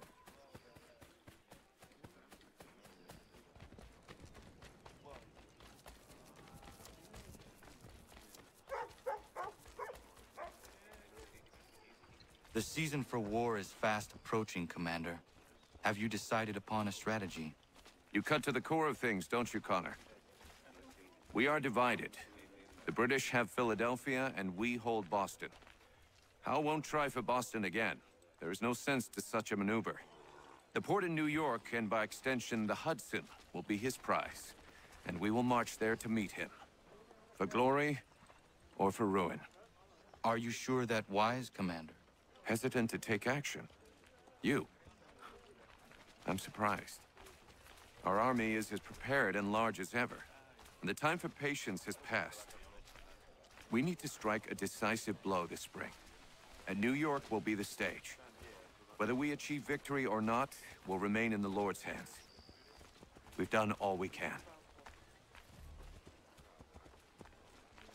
All right.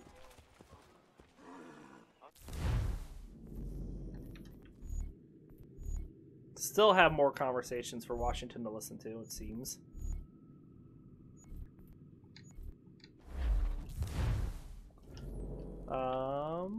He's just walking. There's nothing else here besides, it looks like there's some conversations we can do at the Kanakahaka. So let's hop up here really quick.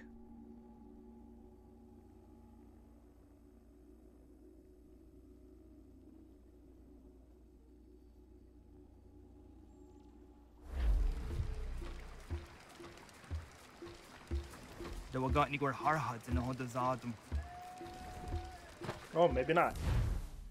So let's hop to Boston really quick. I don't think there's anything we need to do in Boston, but I just want to check the map.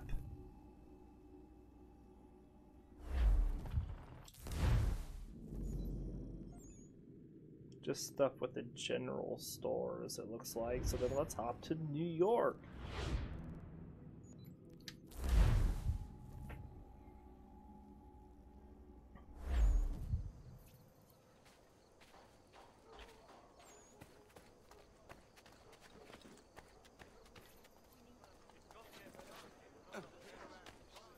It looks like there's another chest on the map.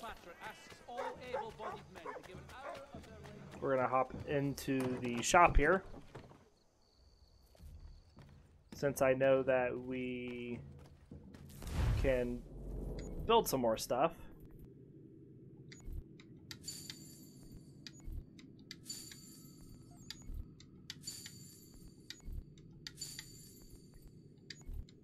Miriam's been busy refilling pelts for us.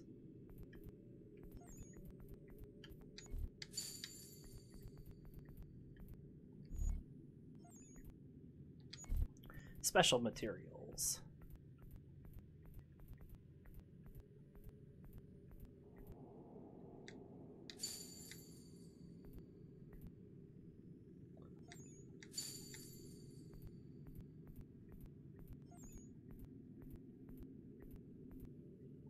Okay, that looks to be all of that. Then we want to go to inventions. I believe that's all of the inventions crafted. Can I assist you, sir? Okay, so we don't have anything here on the normal weapons.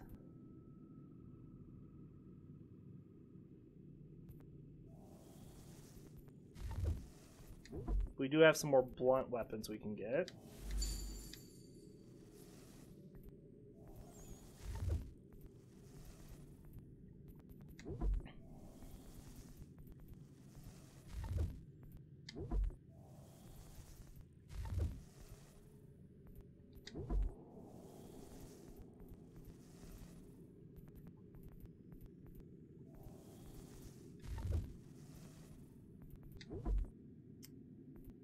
I think we're good on all our consumables too. So I want to go back and re-equip Captain Kidd's sword. Oh, so we now got the final brawler challenge. Interesting.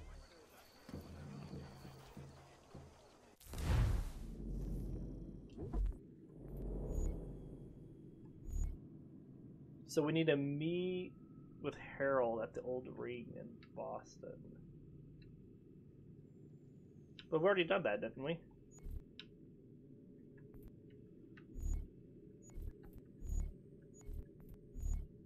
I guess we go check and just make sure at some point. Let's see, we got some more chests on the map around here. We can see. I think we'll wait until next. No, let's go get this stuff really quick. Then we can continue on with the story.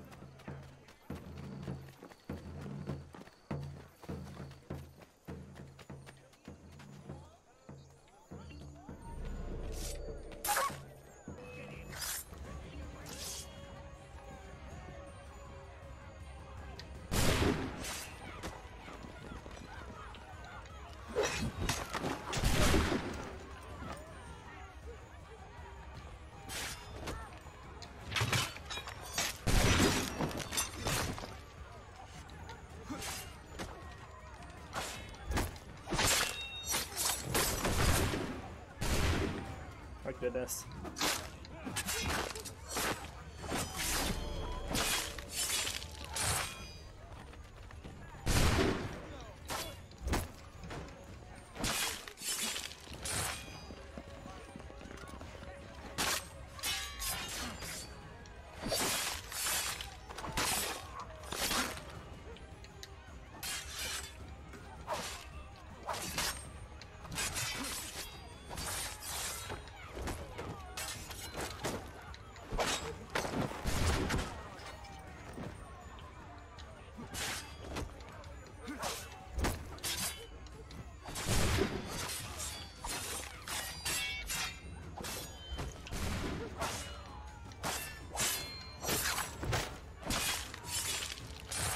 Goodness, that took a lot of hits to get him down.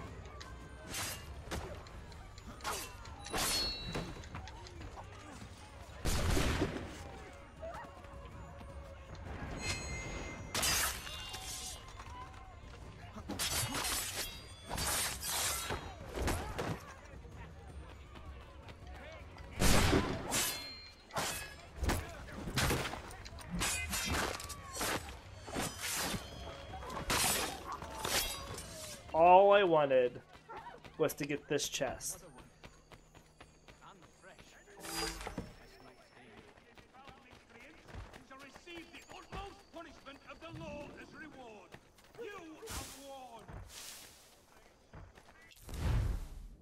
Alright, there's another one over here.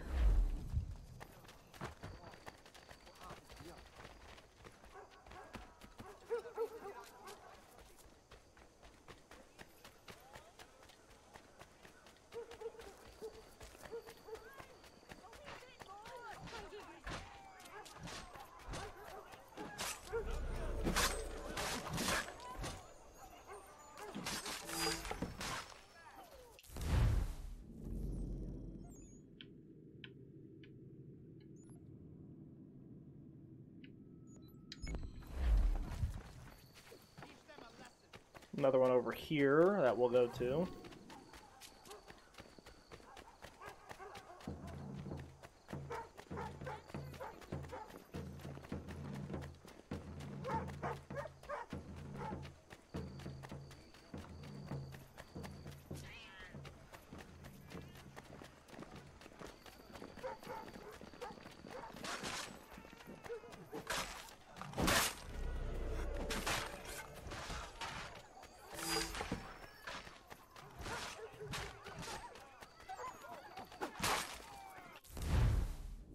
Alright, let's go do the homestead mission.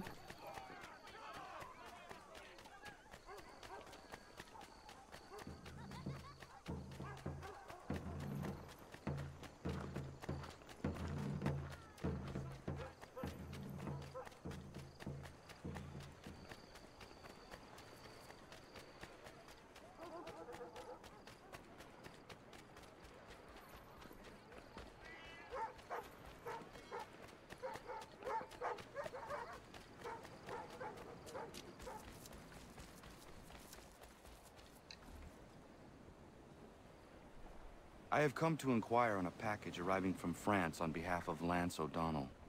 Was picked up and signed for by his apprentice a couple of days back, Patrick O'Hara. Patrick O'Hara is Mr. O'Donnell's former apprentice. Would you happen to know where he is? Sure. He's been hanging around the docks the last few days. Should be round the way. Here. Take these pages and hide them. Don't let that guy get his hands on them.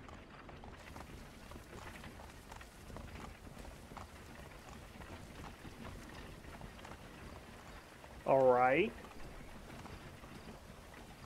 Once the game decides to load.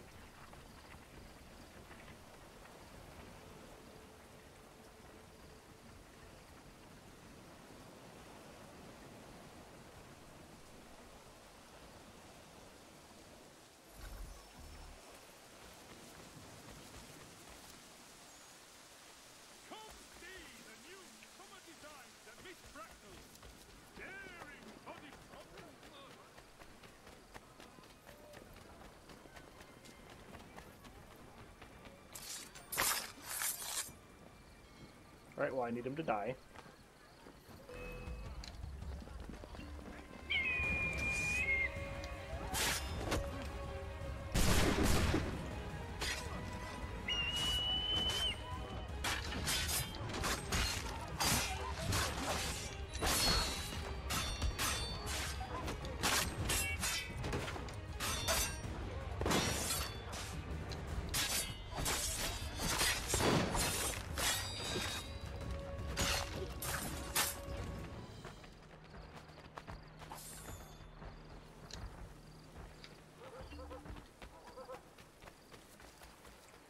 I still think I need to level up the one guy just a bit more too, don't I?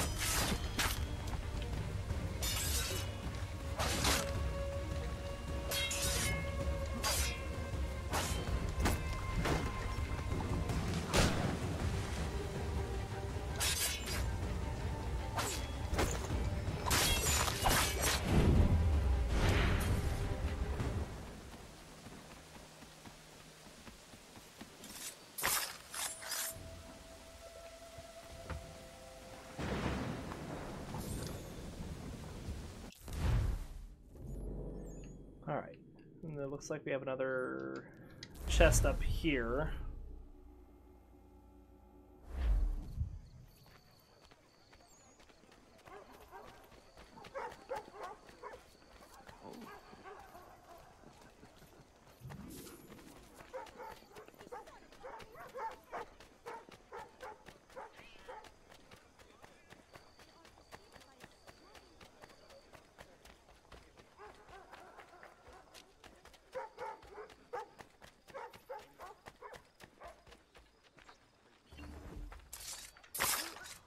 Bridewell Prison.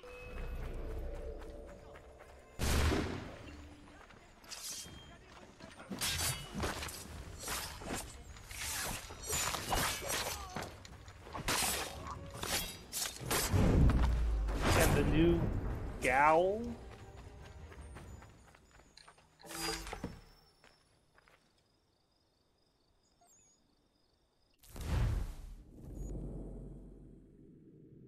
Alright, so we got all our collectibles now. There's still one in the West District of New York. May not be on the map yet. That's the East District, so that's the West District. Oh, it's right there.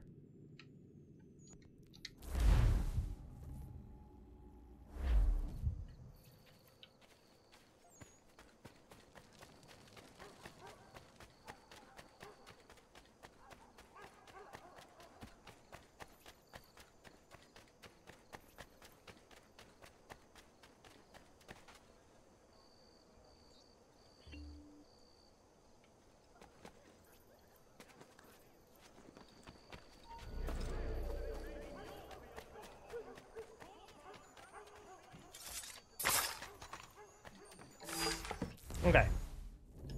So let's fast travel back to the homestead.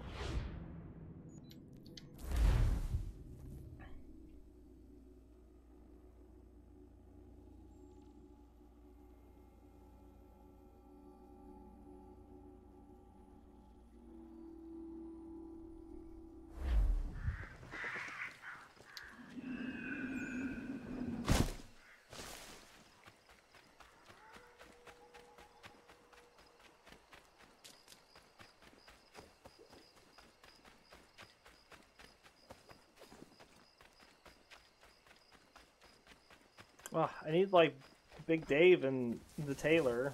What's her face? No, not Miriam. To do their work.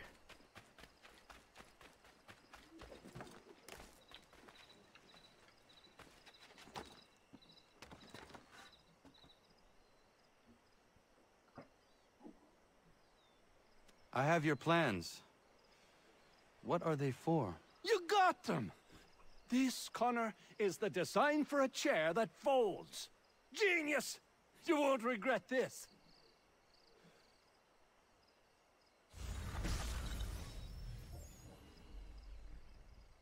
All right.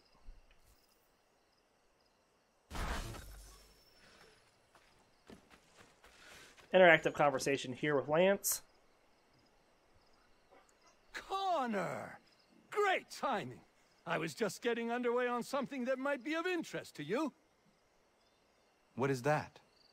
Those plans you retrieved for me. And believe you me, they were worth all the fuss. A folding chair. I do not follow you. It's a chair that folds, Connor. You can fold it right up and stack them, store them, transport them.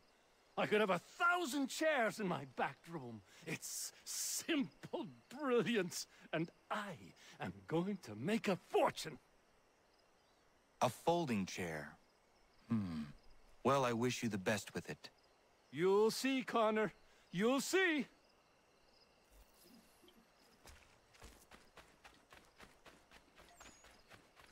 Alright, I don't think that either of them are up here doing anything. Not that I can see.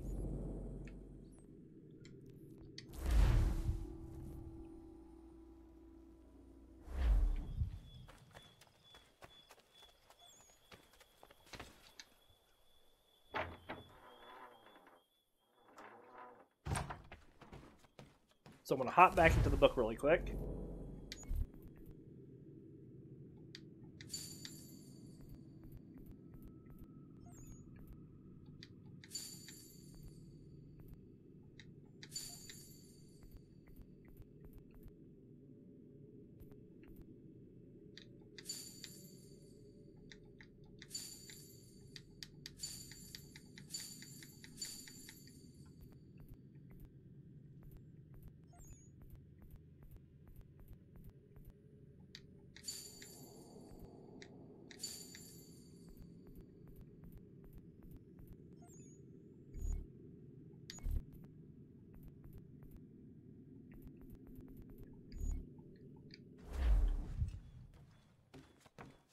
We're going to hop up here.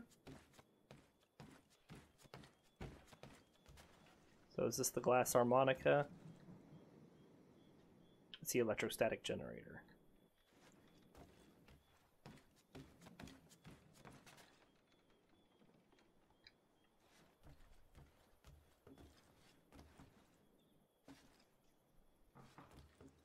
Is that the last thing we needed? I think that might have been the last thing we needed.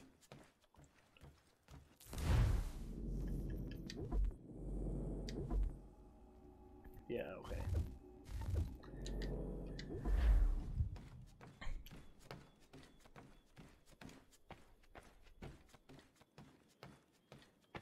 Gonna hop down here so we can check out our weapons really quick.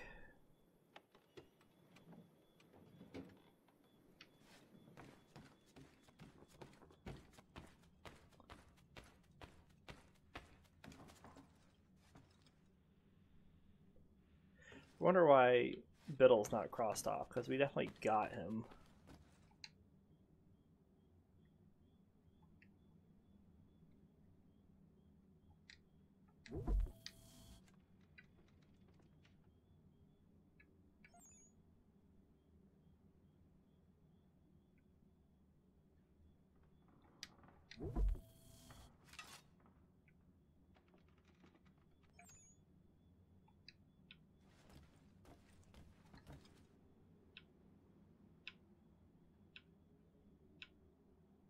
A lot of damage, really low speed.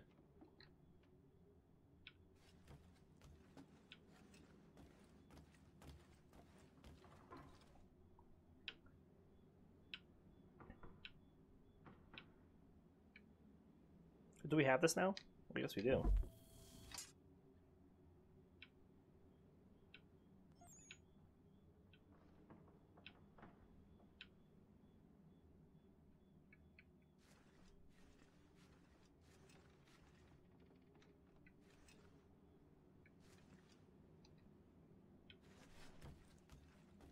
And then pistols. That's the duck foot.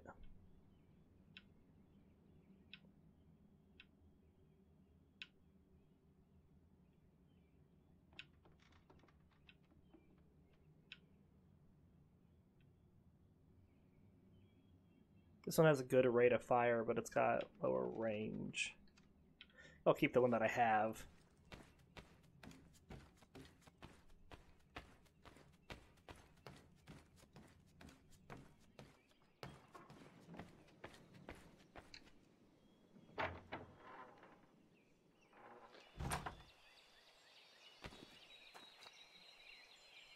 Connor, I'm so glad you're here.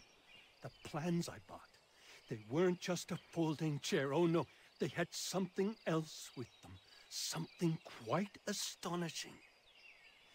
A flying machine designed by Leonardo da Vinci himself. And I've built it. Ha! You can be the first to try it if you like. You'll be able to fly, soar like an eagle. And it works? Da Vinci was one of the greatest minds in human history. As brilliant a man as there has ever been. You can be certain it works. Would you like to try? Yes. Such a device would certainly prove useful. Oh, is it gonna just make us do it? I didn't want to do it.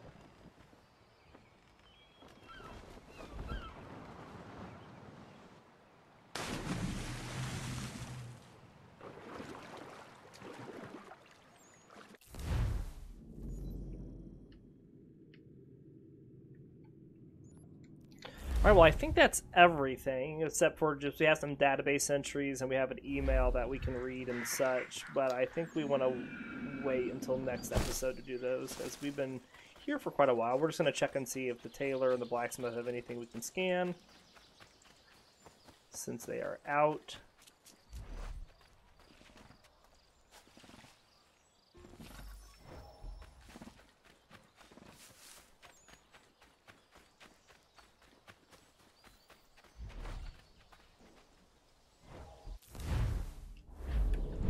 Go do something, Big Dave.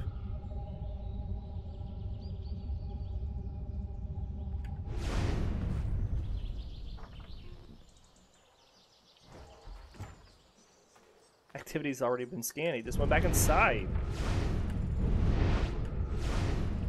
He's gonna split wood. You're up early? He's gonna sharpen it.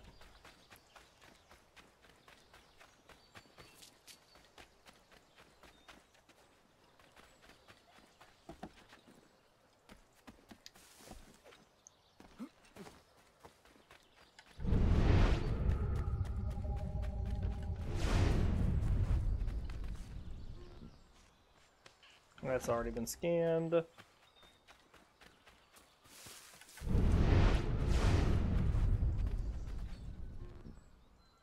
That's already been scanned as well. Alright, well, we're going to call this episode here then. So we do hope you all enjoyed, and we'll see you next time.